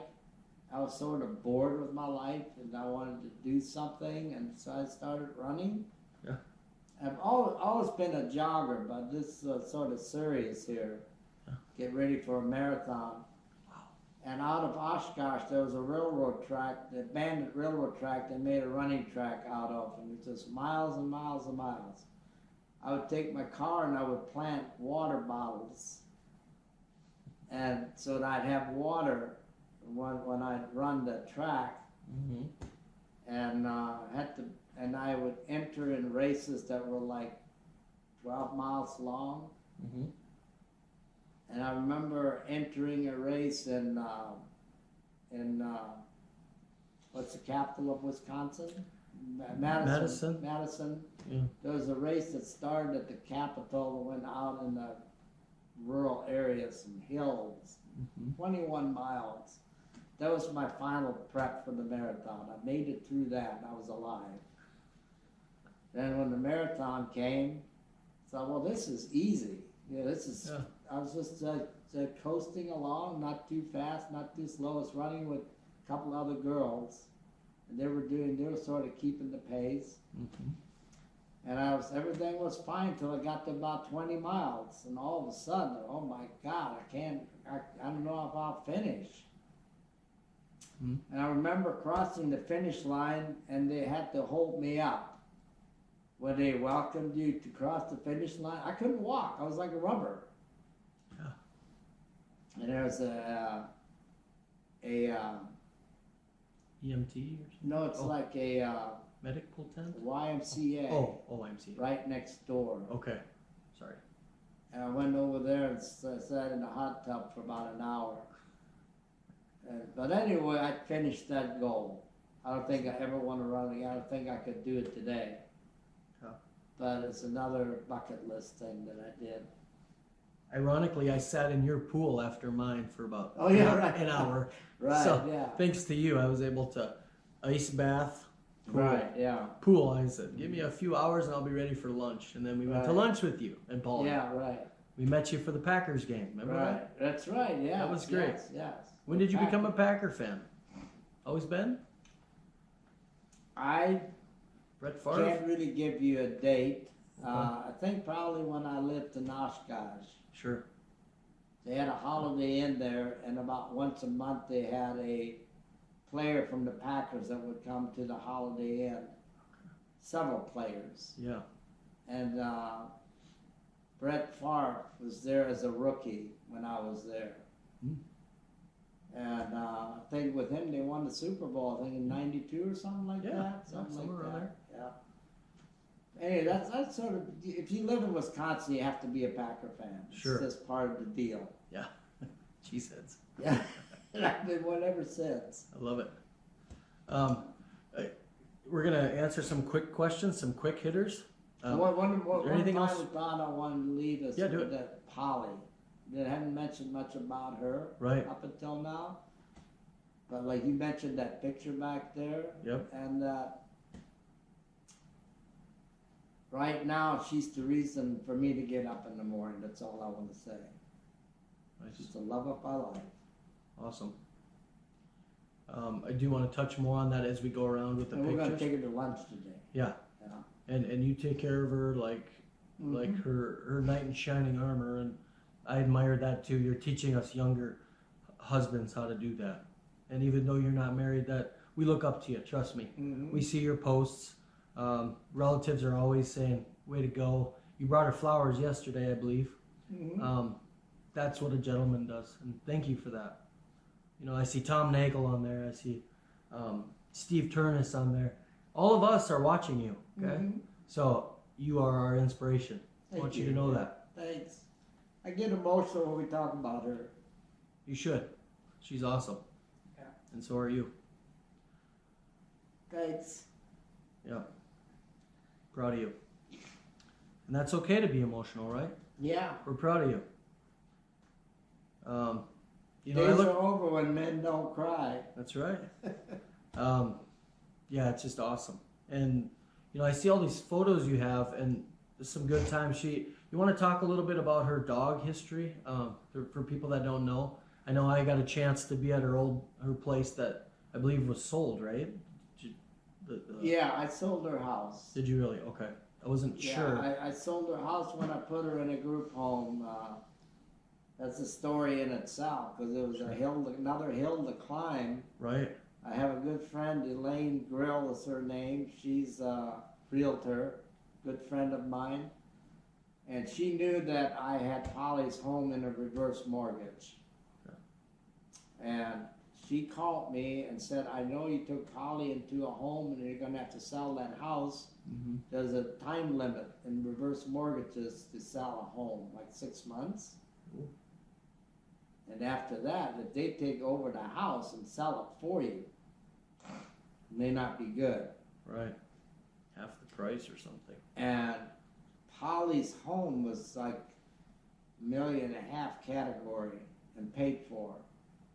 So got a reverse mortgage and got like money out of her equity for her to live on. That's great. And I sort of took charge of all that after I put her in did a living trust about 4 years ago. Regulation Part 91. Okay. Where airlines and charters is 121 and 135, which are way more regulated, so that you have to sort of like, if you hire somebody to fly for you, you have to make sure that your life is in their hands and that you as a client is comfortable in me flying you from A to B, because you putting your life in my hands. Sure. So there's way more regulations than charter flying, especially even more so than the airlines. Charter flying is more regulated. Okay. Would you say there's a certain amount of like simulator hours you need, or sorry, spam call. It was a good time though because I was asking the question. Is there a certain amount of hours you need to simulate or study hours, let's say, that in order to get that stamp of approval, so to speak? Yeah, for charters, and there's a charter pilot which comes later on in my life, which I did after the airlines. It's pretty much every 6 months. Go to simulator training for like 4 days. Mm-hmm. And that has to be, that's like this day and age, it's like, if you haven't had your recurrent training within the last 6 months, computer spits you out. You're not legal to fly. Sure. So everything's regulated in that manner. Good deal. So we were, are you into the 80s now? You're Yeah, I'm in North Carolina now. North Carolina? Okay. And that job sort of went away with the chemical company sort of went out of business. They didn't really go out of business, but they closed the flight department. Mm-hmm. And from there, I went to work for Humana in Louisville. Mm-hmm. That would have been like 1984, 85, right in that neighborhood, like 84 maybe. Louisville, Kentucky. Louisville, Kentucky, for Humana Corporation.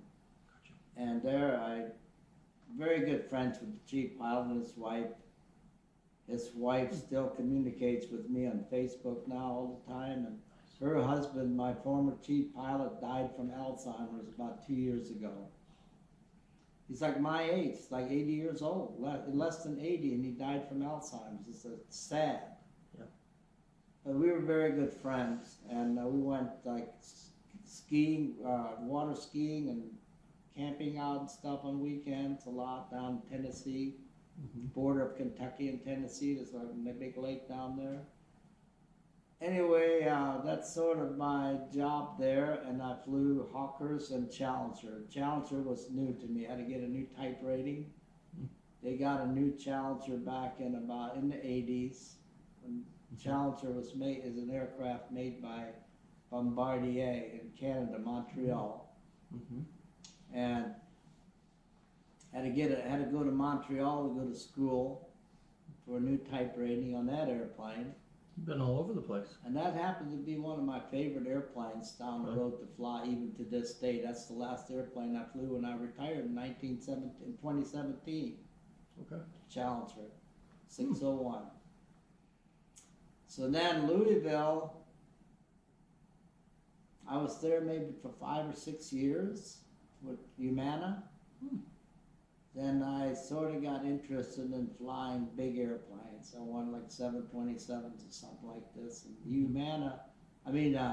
UPS was getting involved in Louisville, building a hub. And they hired contractors to fly the boxes, if you will. Different companies that flew like Ryanair was one of them. I ended up going to work for Ryanair out of Wichita, Kansas. They flew 727s. Hired on with them to fly as an engineer, third seat in a 727.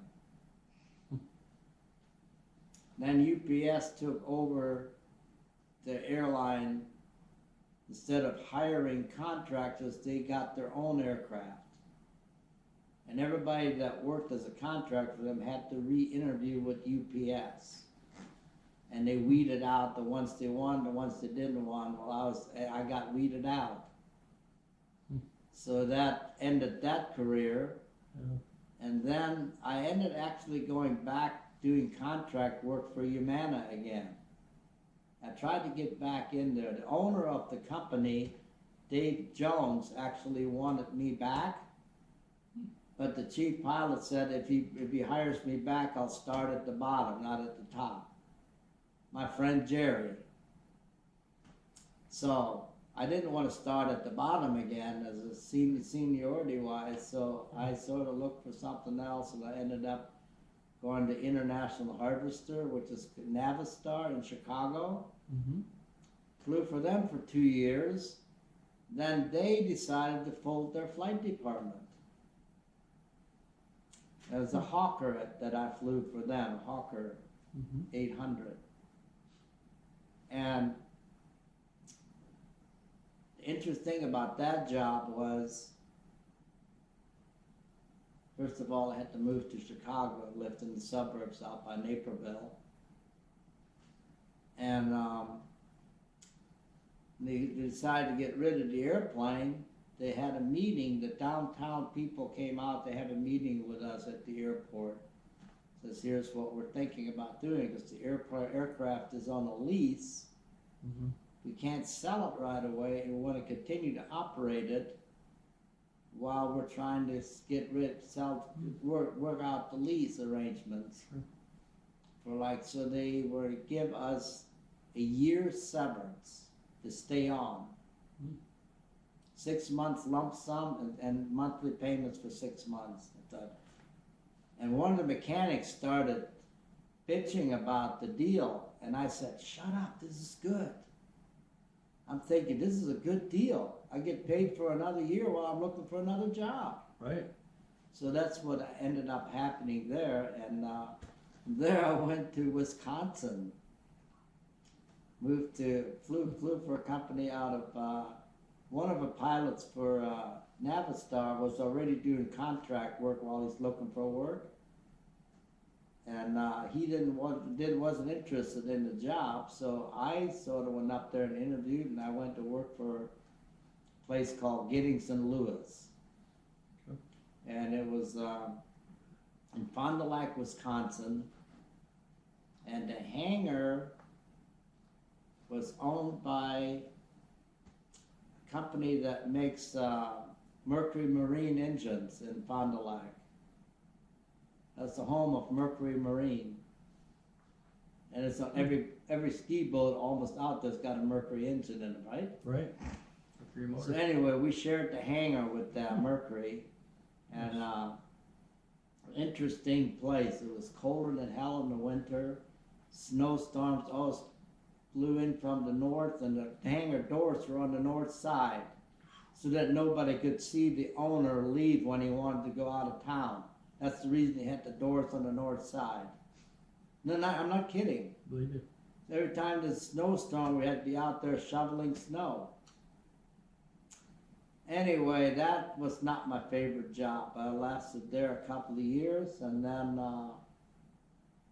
from there I ended up going to work for American Transair, the airline, which is one of my dreams also. It's sort of like a bucket list for me. Yeah. Something I had to do before I retire. Mm-hmm. And I went to work for American Transair as a co-pilot on a Boeing 727. And that was in the early 90s. 93, 94 maybe, something like that. And then I ended up from there going on for about a year or two on the 727. Then I became a co-pilot in the Lockheed L-1011, the jumbo jet, like a DC-10, same size. Flew that for a few years, and then seniority allowed me to bid as captain on the 727. So I did that until I turned 60, and I had to quit. Back then, there was like an age 60 rule.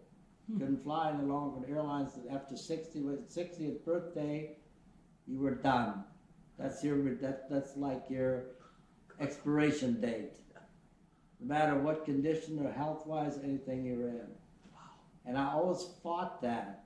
I actually belonged to an organization called Professional Pilots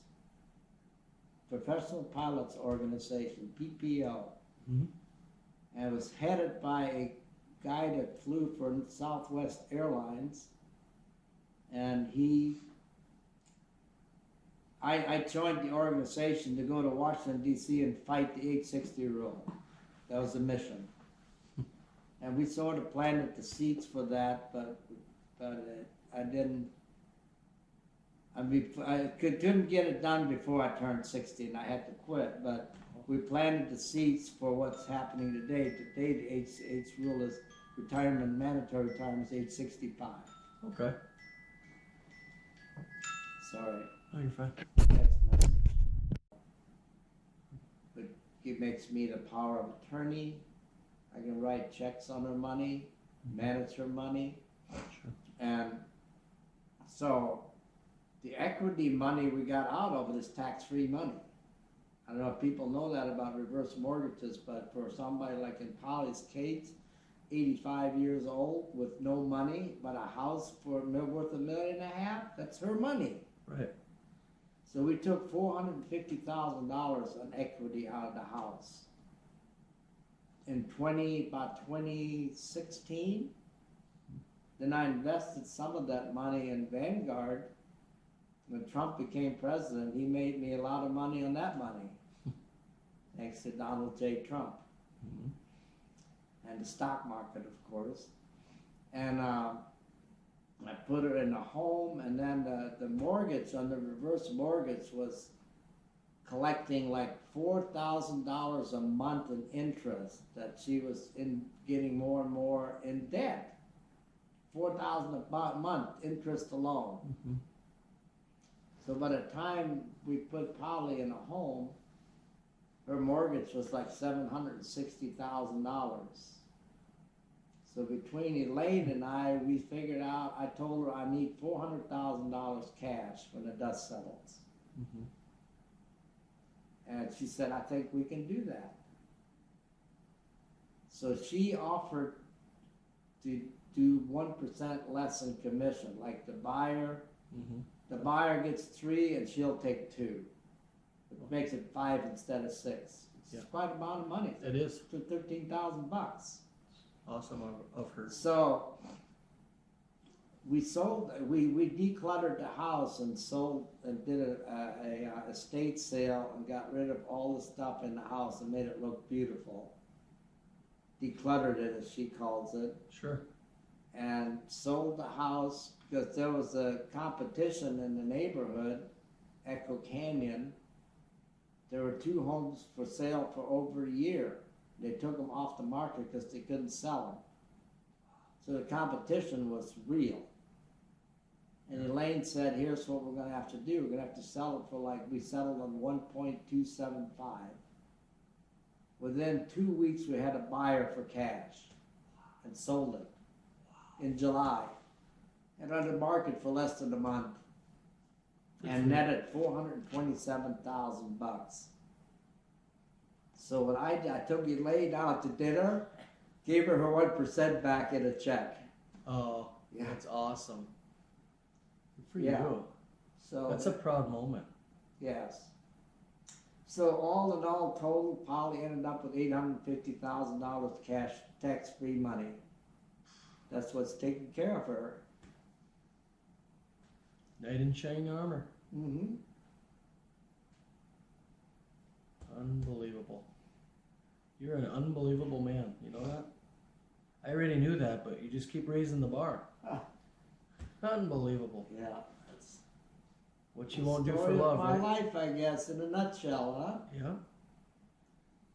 So, I had so many questions come through that I lost my train. Did she know the house was selling when it was on the No. market? That's what I was wondering. She still doesn't know. Okay. I avoid that like the plague. I just don't want to even talk about Right. it. You wouldn't want to, hurt her. And another interesting thing that sort of emotional, but for her especially, was the dog, Lulu. I mean, that was her dog. That was her dog. You've seen her with the dog. It was her child. Yes. So, a long time ago, you had the same groomer for years. And she told the groomer that if anything ever happens to her, he can have to Lulu. So when Polly was put in a home, the groomer asked me, what do you want to do with Lulu? I said, I want to give Lulu to you. Because he wanted Lulu. And Lulu is still alive today. She's a diabetic. She gets 2 shots a day. I started that before Polly went away because I had to give her a shot in the morning and the evening. Mm-hmm. And Lulu's still doing fine today. Awesome. I was wondering about Lulu. And since we're on that topic, Polly used to raise dachshunds. Mm-hmm. And one of them won Westminster back in the 90s. Casanova. You'll see a replica of Casanova in Polly's room. You probably saw it at Echo Canyon. I did. It made out of metal. Yeah. Same size as Casanova. Yep. That one Westminster. We'll get it on video. And one short little thing I want to make for the people that don't understand what a dachshund is, in North Dakota especially. And I just learned that through Polly. I mean, I just figured it out somehow by asking questions. I asked Al Nagel, my brother-in-law, what is a dachs? He said, a badger. So a Dachshund in German is a badger dog.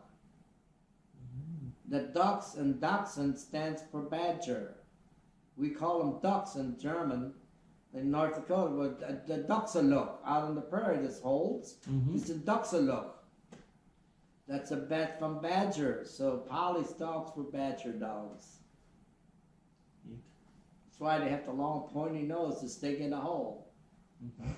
It's amazing. It's an amazing breed. That is. I didn't know that. And when you get to see Polly's room today, you'll see I have some pictures in there I brought from her house of her with her dogs. Mm-hmm. Beautiful pictures hanging on the wall. One of them is in Nevada, Polly sitting next to a river. It's actually a painting of Polly. Gorgeous painting with her dogs. Nice. So anyway, It's anything else? 10:40. It's 10:45. I don't want to make you late for anything. Well, let's just take a tour of the house and show some pictures, huh? We can do that. What Can do you answer my questions that I have Okay. in my phone? Because if you give me 10 minutes, we can get through them. Okay. Everything you've shared is golden. Okay. Okay. And it's going to be a great video already. I can tell. Okay. So you passed the test once again, Okay. Mr. Pilot. But I By do the want way, I want everybody to know I've gained 15 pounds from COVID. you and everyone else. So Yeah. that's okay. Just looking forward. Going back to were you there? I looked up the Diamondbacks while you were talking, and their franchise started in '98. Were you there from the beginning? Pretty much. No, Those I 5 years. went to work for them in 2001 when I left the airlines. That's the Okay. year they won the World Series. Yeah, I was just gonna ask that. If you had any memories of the owner or any celebrations. I remember trips. Like we flew to New York and we met the players, and I remember Craig Counsell was one of my favorites. He always held the bat up the hill. Yeah, he's always moving it way up high. And one of my favorites too. Gonzo, they called him. Yeah, Luis Gonzalez. Luis Gonzalez. Yeah. And the big unit, the pitcher. Randy Johnson. Oh my God, that was a hell of a year. I bet. And you were swept up in all of it because Yes. here you are, nobody knows, flying them Yeah, the around. other thing is right after I went to work for them after the airlines, here I am in April flying Tom Lehman to the Masters. And all kinds of great stuff happening. Unreal. So yeah, you were right in there with, was Kurt Schilling on that team? Right? Yes. He was Randy a pitcher Johnson? along with Randy Johnson. They were a yes. heck of a 1-2 punch, I tell Yes, they were. What the Diamondbacks basically did, they bought themselves a World Series in talent. Sure. But it worked. It did. Yeah. I've seen I think we were down at the baseball park. Yeah, we were. Shortly after that. And there they had all the jerseys and the bats and the cases. Yeah, right. The actual winning ball and all that. And I thought of you, and I was like, I think he did something for the Diamondbacks, but I couldn't put my finger on it. It wasn't for the Diamondbacks, it was for Ken Kendricks. He owned the aircraft. The owner of the Diamondbacks. So a really close affiliation. Yes. And that's really neat that you could probably sit and he's cheer still, for him. He's still with the Diamondbacks, Ken Kendricks. Is he? Yes. Okay. Awesome. Yeah, I just wanted to touch on He's that. like the main guy. I thought maybe you got in on the ground floor and watched them get to that World Series, but you were there the year of the World Series. That's perfect. Okay. Yeah, one more proud moment I want to share before we end this. Sure. Back when George W. Bush was running for his second term. Yep. What year would that be? George W. 2004 maybe? 4, yeah. Sounds right. I can look it up if you want. No, it's okay. Okay. George W. was flying Air Force One into Davis Mountain Air Force Base in Tucson. And I got the privilege of flying Senator Kyle and Senator McCain from here to Tucson. Nice. And I had to be in communication with the people in Tucson at the Air Force Base. So they had this lieutenant that was in charge of us, crew, logistic-wise. He called me on the phone, I talked to him. And our window was we had to get in there between 8:30 and 8:45, something like that. That was like half an hour, I think. Mm-hmm. And so when we left Scottsdale, we're taxiing out. I called him and said, we're taxiing out. We'll be there in 15 minutes. Mm-hmm. I said, don't shoot me down. He said, oh, don't worry, you've got 2 U.S. senators on board. You're protected. I bet. So that was a proud day of my career to fly, very powerful people. Yep. And I got to see Air Force One taxi in. They took us into operations where we could see the airplane taxi in and W getting off. Yep. It was a very, very proud moment of my life because, as you know, I'm a Republican. Yeah. Awesome. I should say conservative. I don't like Republicans anymore than I do Democrats anymore. Totally fine. They're all politicians. I'm a family guy. I'm not a political guy. I'm just telling you.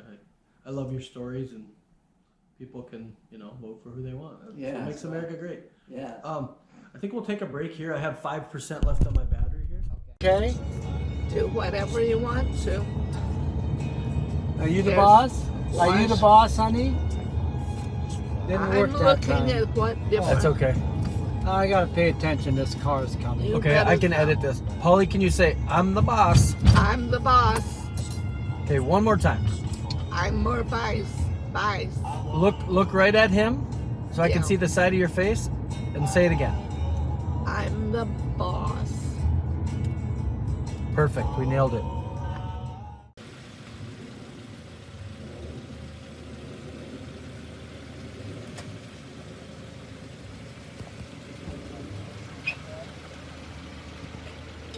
Yeah, he's taking the video right now, Polly. Are we in action? Roll it. Rolling? We're gonna go get Polly out of the car now. Sometimes she doesn't want to get in the house here. That's why I said we're gonna take more video. Good idea. I need my mask. I always forget my mask.